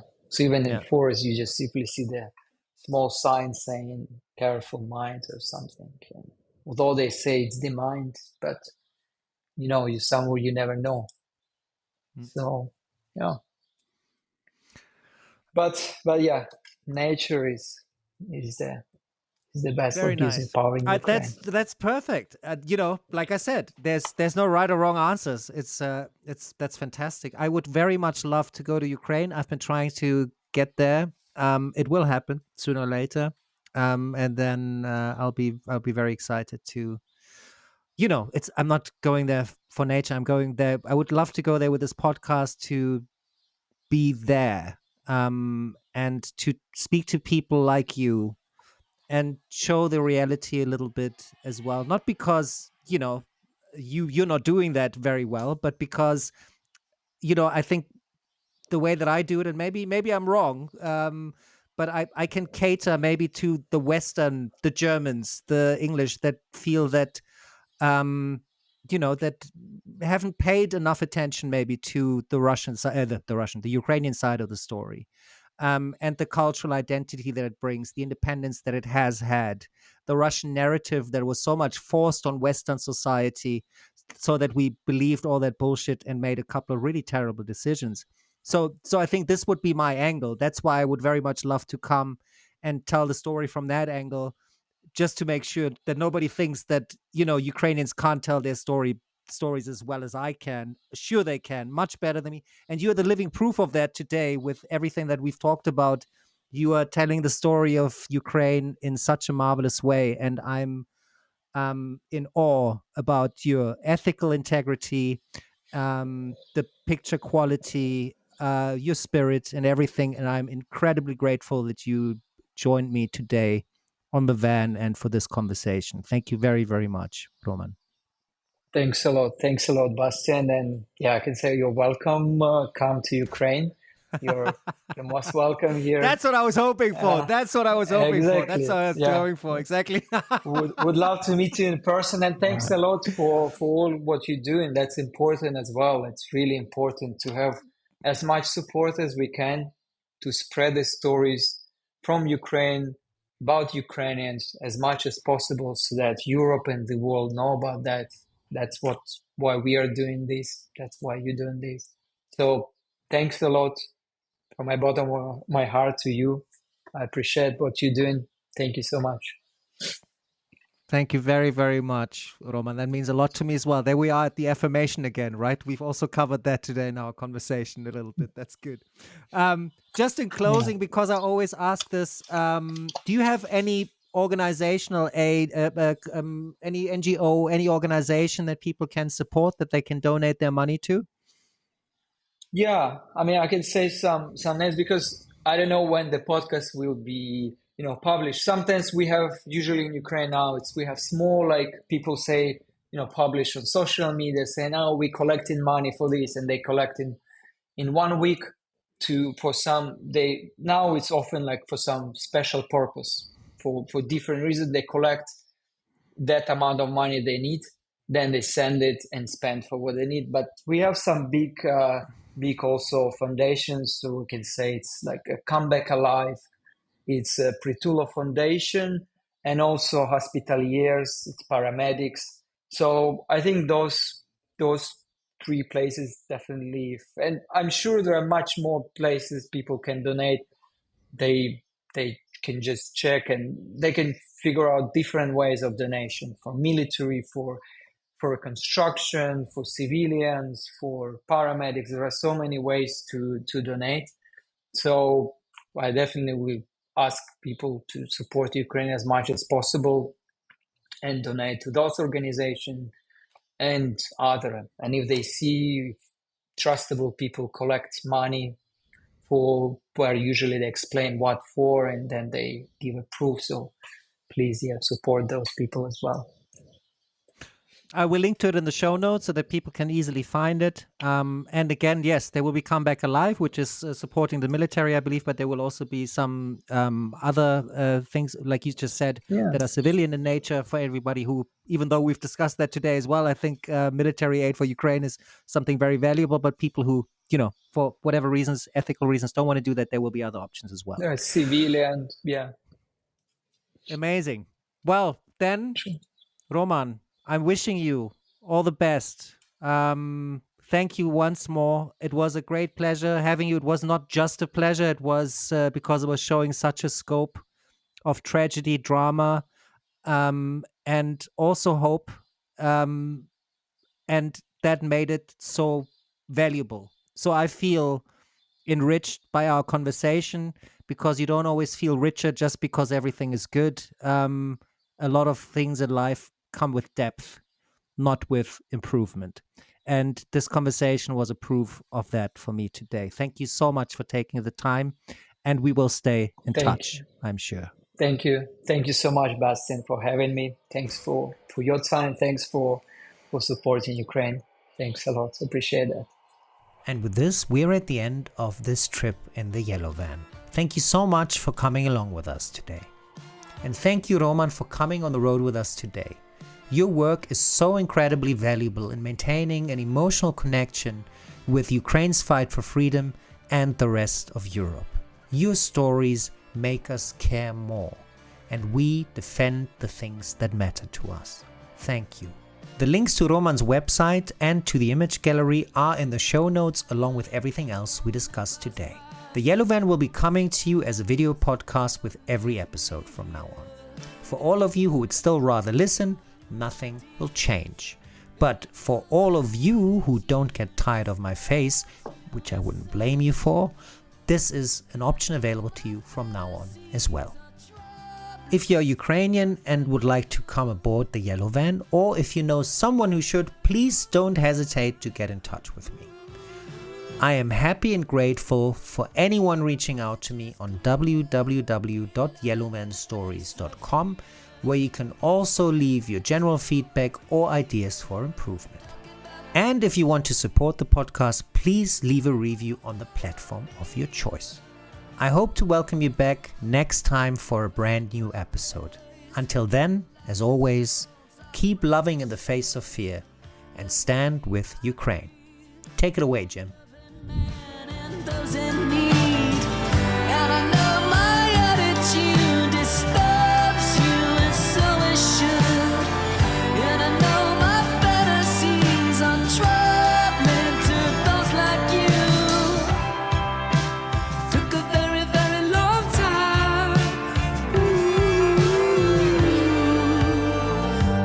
Message is clear.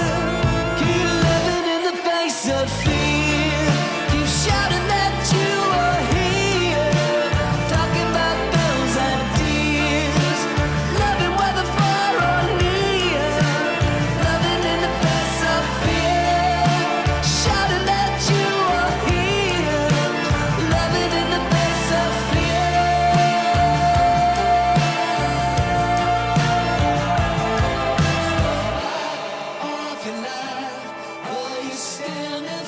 your rights. Let's go fight.